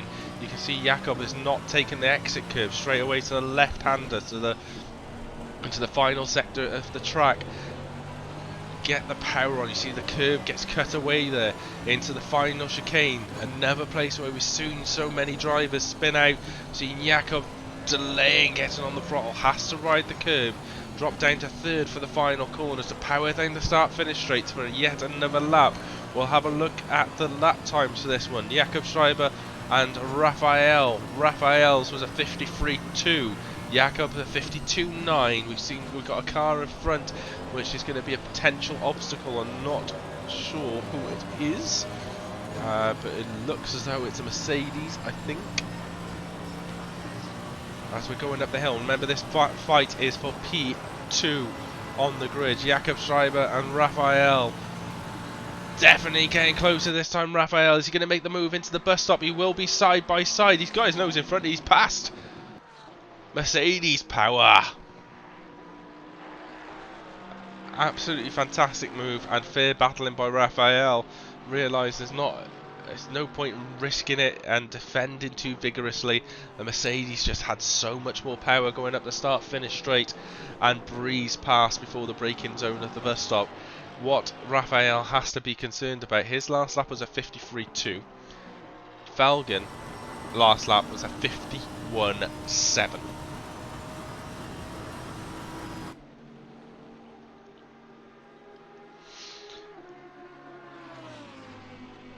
Down to 23 cars once again. Alan Brown's in the 792 car.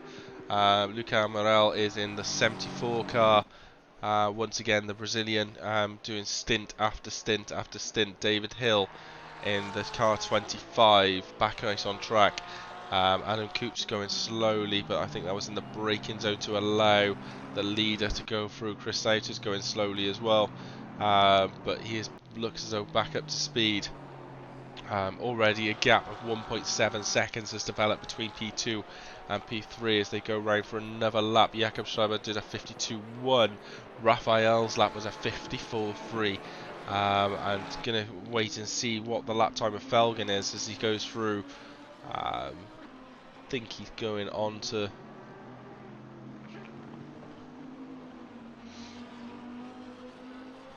He's into the final sector. He's coming up the heel of the boot into the final chicane. Gap as it stands is 41.5 seconds, 41 seconds, less than 40 seconds.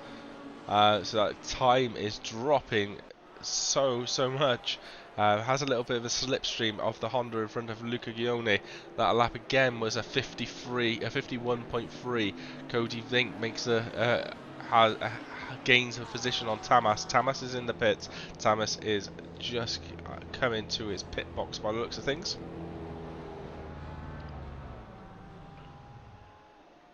Yeah, has pulled into a stop.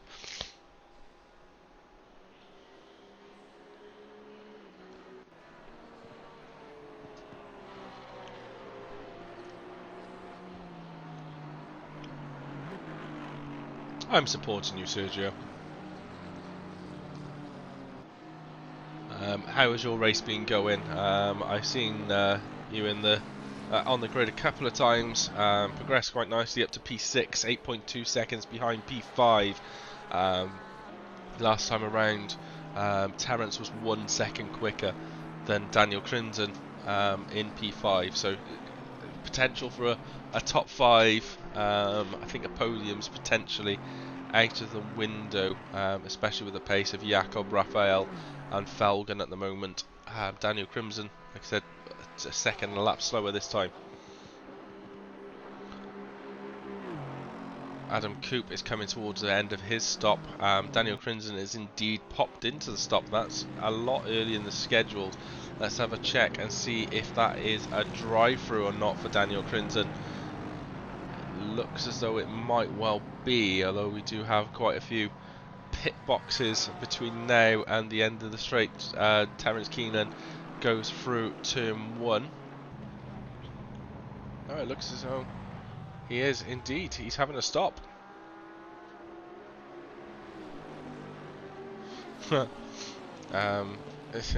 Smiley suggests, always support you, Sergio. Make sure you go into the wall too. Sorry. Yes, we'll just try and finish it. Yeah. I think after the start of the race, after the 3 hours in, that's been all the admins have just been open for the end. Not because the race isn't enjoyable, but because we just want to complete the event without any further issues.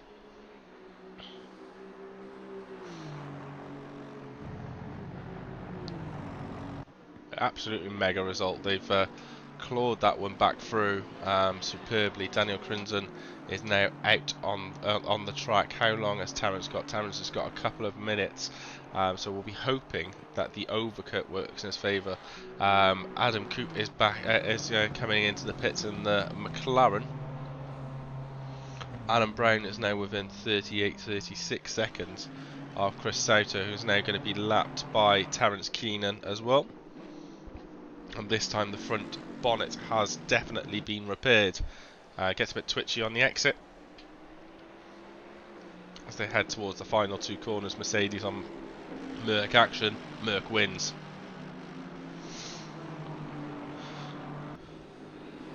Cody Vink is possibly going to be pitting and then let his lap or two.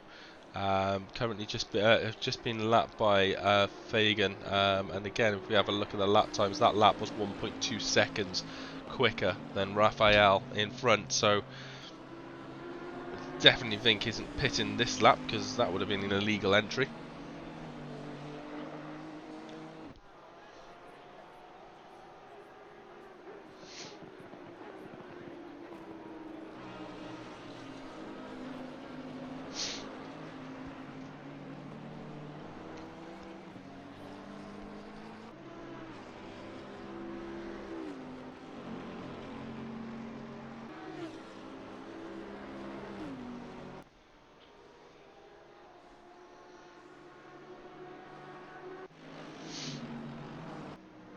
See the Mercedes of Terence still pumping the laps around.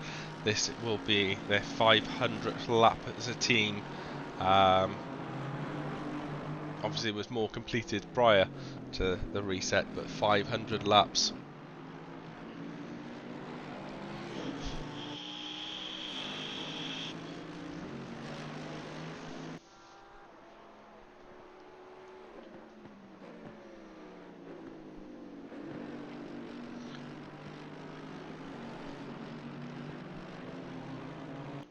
Brian's had a slow moment, but I think that's just them approaching car number 55 or 25 potentially. Yeah, 26. Looking to complete a move to unlap themselves. Looks like Alan's got some flappy bonnet syndrome damage to the front of the car.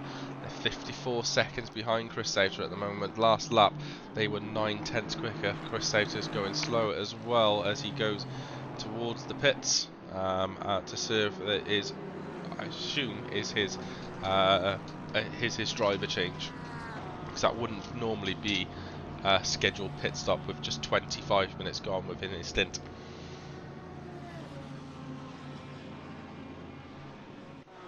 I wonder if it's going to be Craig or Robbie to take control of the car. Kenny, yo, brethren.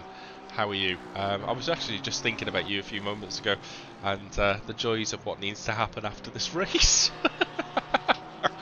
And just thinking of how we combine results 1 and results 2 to get the total number of laps, but then that could possibly disjoint everything. So yeah, ignore me and my thinking.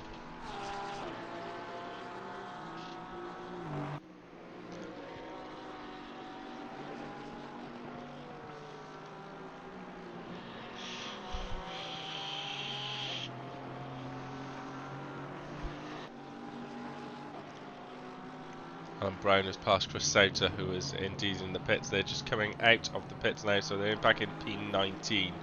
And we wait to see who has taken control of the car. Now only be manual entry results. Unfortunately, won't have any. No! No, no, no, no, no, no, no, no, no, no. Do you really want to hurt me? Jakob Schreiber's dived into the pits. That is unscheduled. So that's only 20 minutes into the, unless it's a drive-through again. We'll find a way, Keddy. We'll find a way. But that doesn't look as though it's a drive-through, because they're approaching a pit box.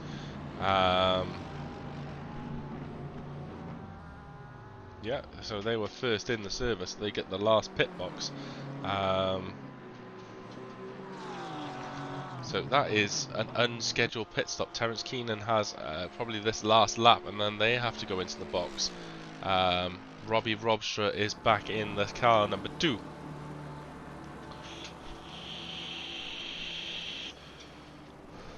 So it's currently 13 seconds between the Aston Martin and the Mercedes.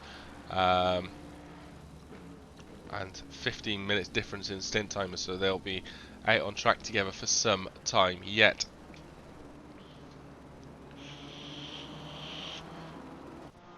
Fuchs has gone off at the bus stop. Looks as though they've avoided the wall, and they're back on track. In P21, they're 2 laps behind Fabio in P20, and 6 laps in front of Woodward in P22.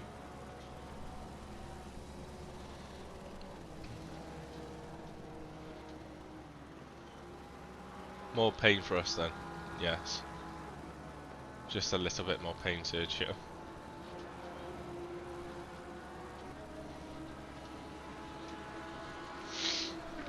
Fabian Kerner's gone spinning, facing the wrong way. Has to be careful on how he rejoins. He's currently doing a 3-point turn. The Porsche passes, the Mercedes passes. They could drive off the track to then rejoin. I think, yes. That was on the exit of the second to last corner. Terence Keenan has indeed decided to box. Will there be a driver change in the Mercedes team?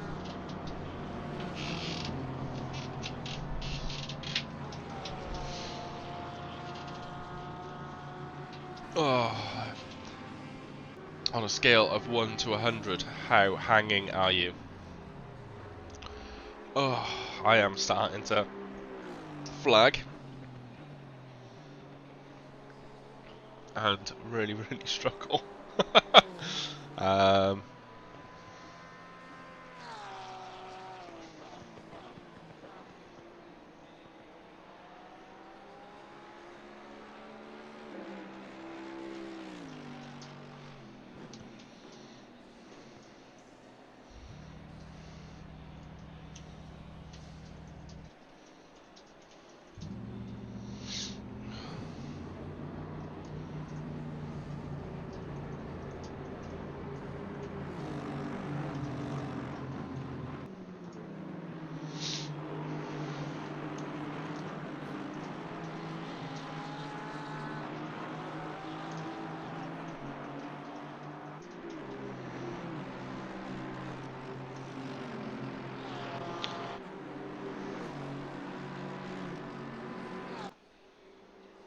So just put a little bit of a poll in the chat, if you can hopefully see it, on a scale of 1 to on a scale of I'm alright thanks to FRL 24 hours of Watkins Glen endurance tired.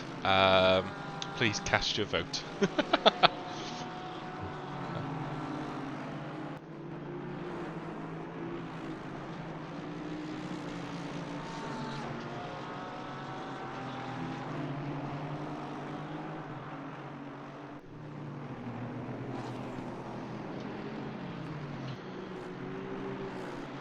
Right, let's do some commentating on what we have left. So Robbie Robstra's now 13 seconds behind. Last lap Robbie was 2/10 quicker than Alan Brown, so there's a slight recovery in the distances between them. So Jan Barth says we'll be in car for another double stint in 3 minutes. Good luck, Jan Barth.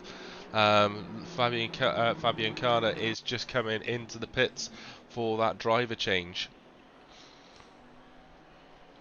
So they're doubling up and making sure that they, so that'll bring them to the last 2 hours and 45 minutes left of the race, potentially 2 hours and 40.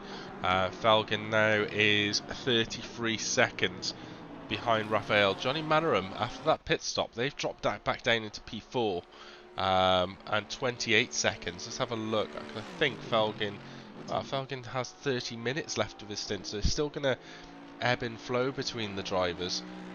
Next to have to pit is going to be David Hill, but Raphael is now back after that exchange of pit stops. Raphael is now back up into P2. He has a 25-30 second gap. Well, that gap is increasing again between himself and Felgen, as the gap is decreasing again now. So I have no idea what's happened. It's 32.5 by the looks of things between the two cars. Car 1773, go Team E-Tracks. Anyone, we love you. Best Honda in town.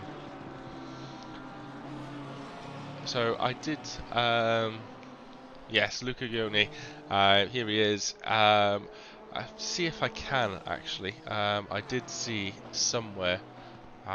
His Nick Hidler, Let's Go MSR, absolutely having a fantastic race, and really well to get onto the podium. So hopefully you'll be able to see the screen. That is Fabio. That is Luca, and what he is racing in. I think that is commitment to the highest order. Wonder if when he does a pit stop, he has to do a full-blown tyre change as well, and change the tyres on the outside of his car. And does he have any help? Has he actually got any water for this? Because it doesn't seem to be anything on the sides. So yeah, that is commitment to the highest order in terms of setup. So well done, Luca. Hopefully you've enjoyed it and managed to have a wee as well. Marcel 190, let's go 518. Where are you, 518? There you are. Andreas Beer, currently in P10.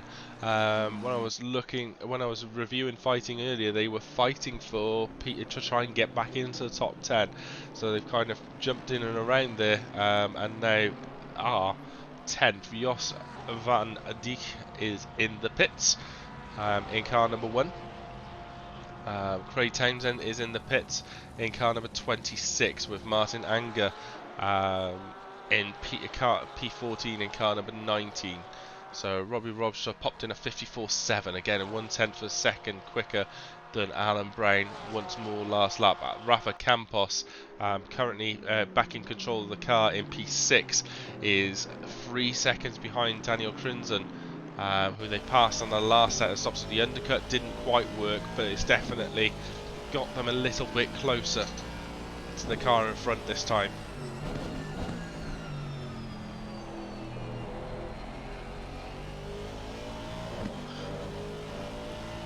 So for the 4 people who have voted so far, how tired are you? Full night's sleep tired, a little bit, very tired. FRL 24 hours of Watkins, Glen tired. We have one person, which we're all jealous of, with a full night's sleep. 2 people who are very tired, and 1 person who's FRL 24 hours of Watkins, Glen tired. So please keep the votes coming. I'm trying to keep myself entertained. But 2.5 seconds now between Rafa Campos and Daniel Crinzen in the Aston Martin in front.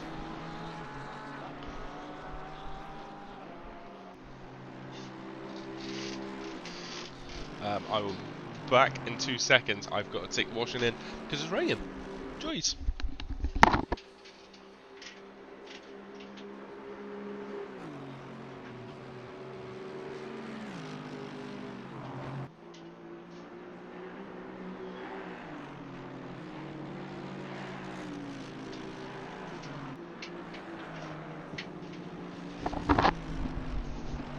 Right, I'm back.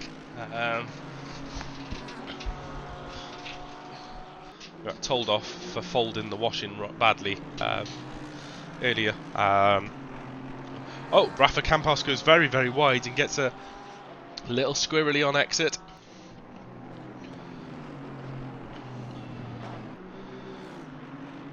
Fabio Agrifida is in the pits, and the Italian job team, currently in P20.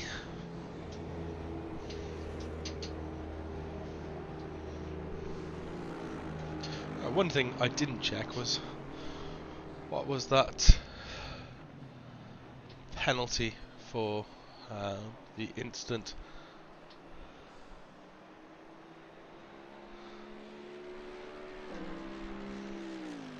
It was a 15-second penalty for the Adwiser Racing team with that movement on track. Still 3.2 seconds between P5 and P4, P5 and P6. That time around, however, Daniel was 6-7 tenths quicker than the Mercedes team behind. Jos van Dijk is back out on track there, 38 seconds behind Tamas. A change of driver, will there be a bit of a change in fortunes for the Boatley team, who will try and claw their way back into the upper echelons of the grid. Raphael at the moment is 5 laps behind the leader, which is John Beaton. Felgen then is 30 seconds behind them, but lapping again about 9 tenths of a second, a second quicker each lap than the car in front. Daniel Crinzen is a lap behind these drivers. Johnny Mannering is 33 seconds behind. He's lapping a little bit slower in the 53s at the moment.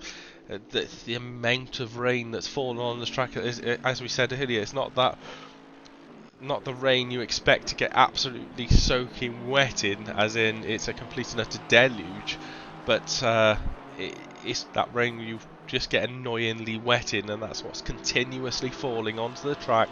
It's got a little bit of a drier line, but it's certainly not a dry line. The rest of the track has a good covering of water, and if you move off that racing line, you're asking for a little bit of trouble. So Kavazar says E-Trax and a love heart, one of the supporters. And there is the E-Trax car of Luca piling round again in car number 173 in the solo Honda car.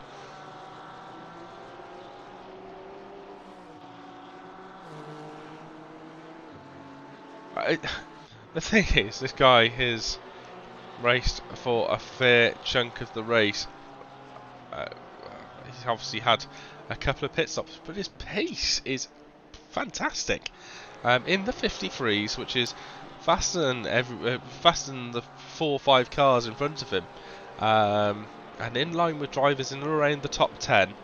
And well, I know after my 2-hour stint, the backs of my feet got numb. So I can only imagine how Luca must be feeling. He must know Watkins Glen like the back of his hand by the end of this. He's completed 480 laps by himself. We all love a story like that. Rafa Campos is 3 tenths quicker on the last lap. You can see John Beaton as the car in front. He's not on his own. Free mate swapping on one rig. Oh.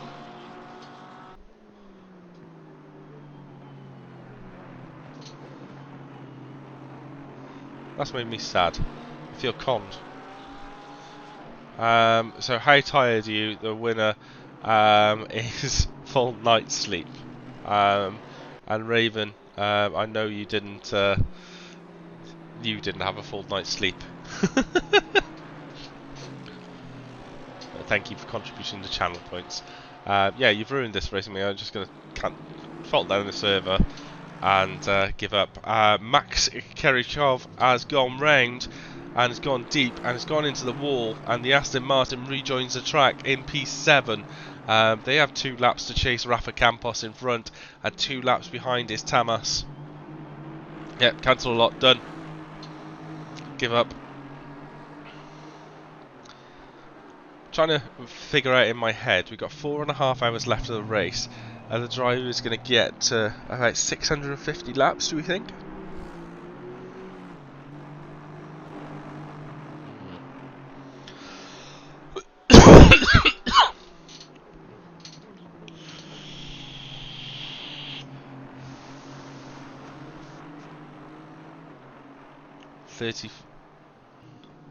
Fabian Kerner's back. You gotta say it in the Arnold Schwarzenegger accent for me, please. Otherwise, it's just constant disappointment.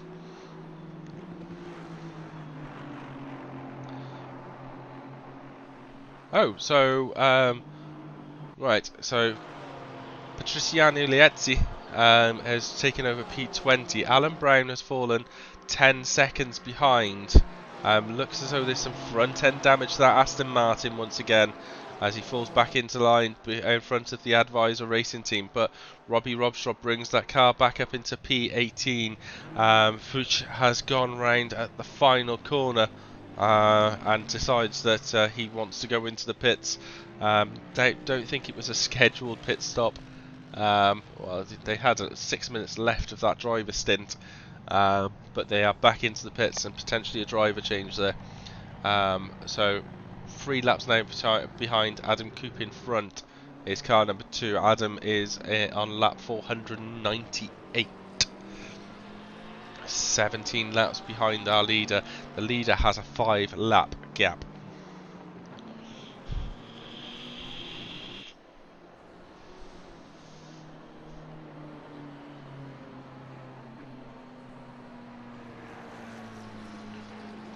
Gex31 says, "Go Alex Brown."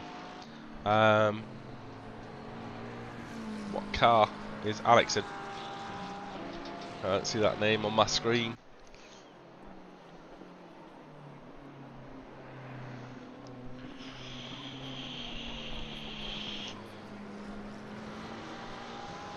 So Jan Barth is in P16.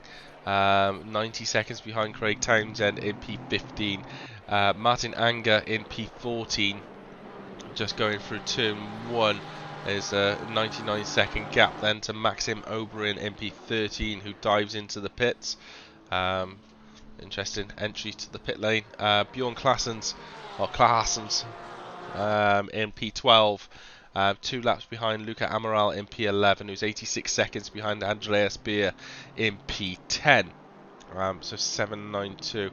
E-Trax one says Formula student team driving in a former race car, which was turned into a sim grid. Overtake made it Instapost about it. Nice. Hopefully they've tagged us in the way he's racing in. That'd be nice. So Andreas Beer in P10. Jos van Dijk in P9 at 13.8 seconds behind Tamas. Tamas overtook the Boatley just before the last set of pit stops. Then you got Max Karinkov in P7, 2 laps behind Rafa Campos, who's holding that 3-second gap behind Daniel Crinzen last time around. Just under a tenth of a second faster than Crinzen in P5. Crinzen in P5 then is 1 lap behind Johnny Mannering, is 38.2 seconds behind Felgen, but running 1.8 seconds a lap slower than Felgen at the moment in the Lamborghini, the sole entrance over the Lamborghini. Raphael in P2 is 4 laps behind John Beaton and team, which are currently running away with this, and barring any major catastrophe, is looking to only potentially extend the lead. John popped in, oh, that could have been a catastrophe there. John popped in a 51.9 last time around, which was the fastest driver on the track. Neil Woodward, if we go for the drivers on the back, we've got the E-Trax Racing team in P23. Lapping at 155's Neil Woodward as the rain continues to pour down in P22. John Fouché in P21.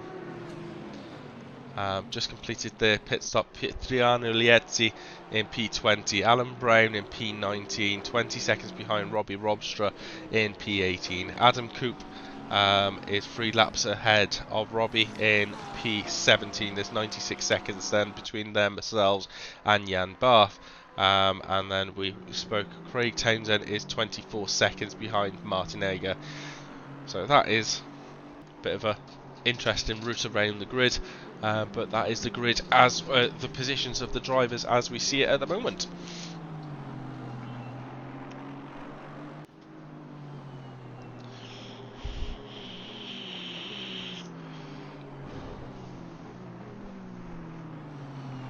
The one thing I'm looking forward to after this commentary stint has ended, a shower.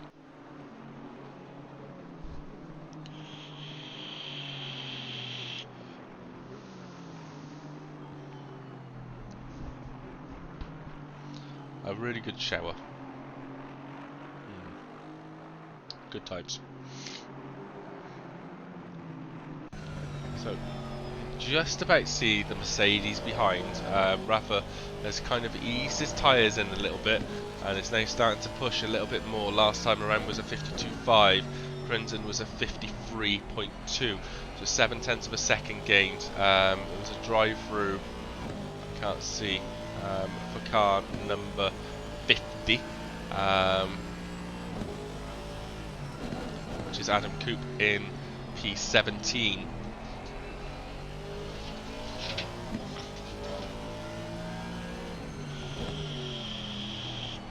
Rafa Campos has closed that gap to about 2 seconds now.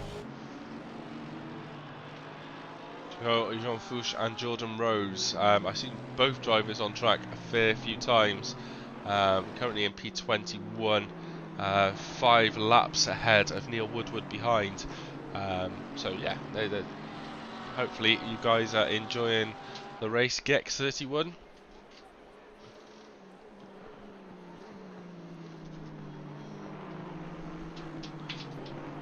There's my phone. Just wants to check on the stream and if anyone's still watching.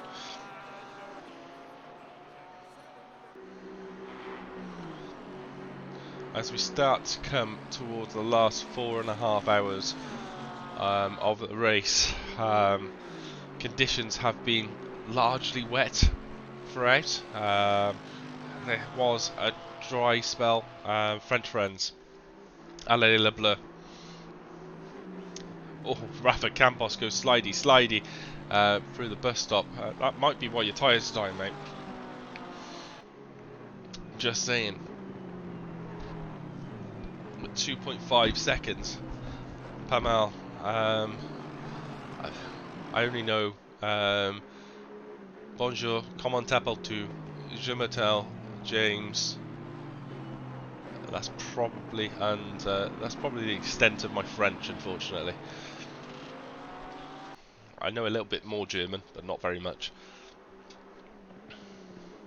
And the only, I know I'm going to pronounce this wrong because it's been about 25 years since I've had to say this in any form of classroom, but hast du seine Sexgeschichte or Geschwister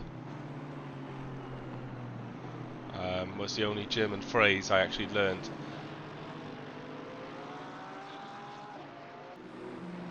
Guillaume. Oh, hello Guillaume. Je m'appelle James. Comment t'appelles-tu? Yeah, that was another one. Oh yeah, mid-30s, and an ignorant British person. I'm not going to say Englishman because I'm not. And we've never properly learnt languages, so yes.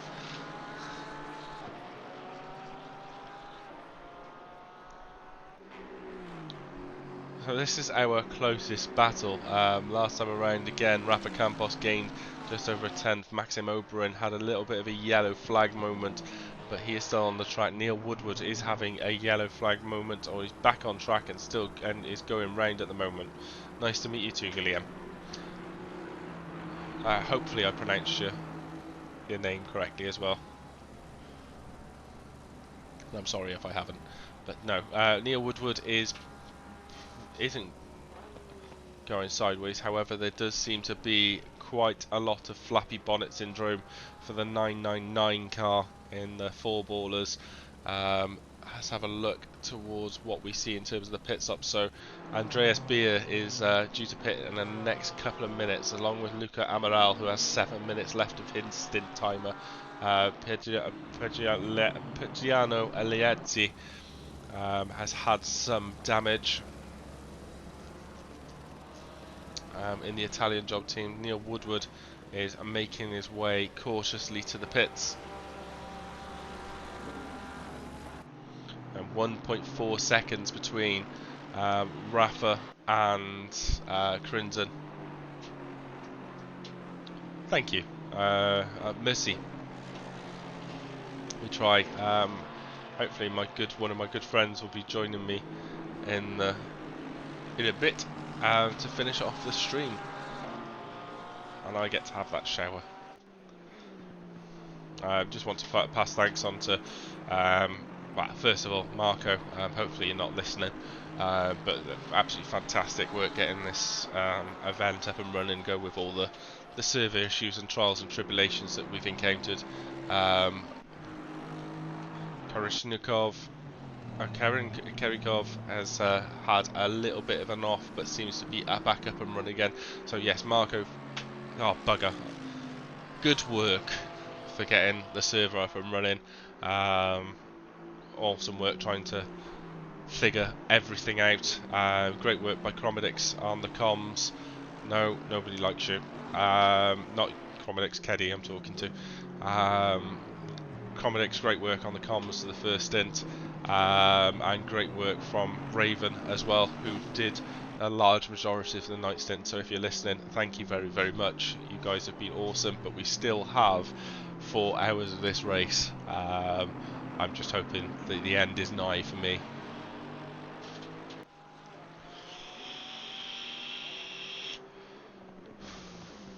I must have had an entire bottle of vape juice for this race as well.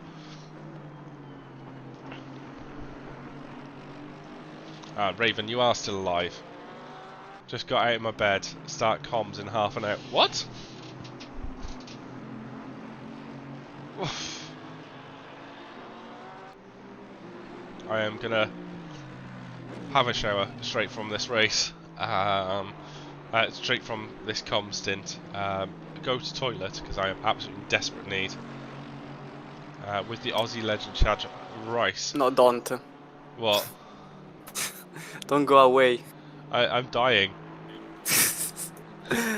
Hi, James. Hello, Christian. How are you? Not angry anymore, considering you just ate a pizza. You've just ate a pizza?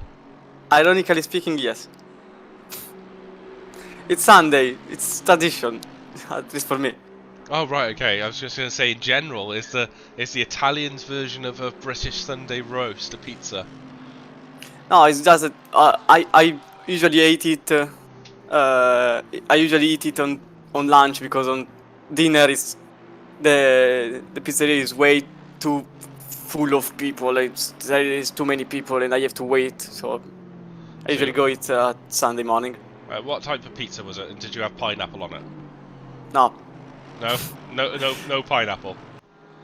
Classical Diavola is pepperoni pizza. Pepperoni pizza. Nothing fancy. The question is, did you have a full night's sleep? Yeah. Actually, it was. I slept only 5 hours because I woke up at 7.5 for no reason. But I will take it. Well, I managed to get 2 hours sleep last night. Neil Woodward's had 5 minutes sleep whilst snoring in the race chat. Raven's just woken up, ready for his next comm stint with some other league. I don't think Keddy slept, and there's a couple of drivers who haven't had much sleep throughout the race. So I personally stink. I can smell myself. It's that bad at the moment. What a beautiful image I have in my mind. Love it. But we've had, as you can probably see, we've had we've got just over 4 hours left of the race, 4 hours 20 minutes. The main fight on track at the moment is between Rafa Campos and Daniel Crinzen in P5. There's about a second difference between them. John Beaton and John Beaton's team is currently in P1 and currently lead by 5 laps.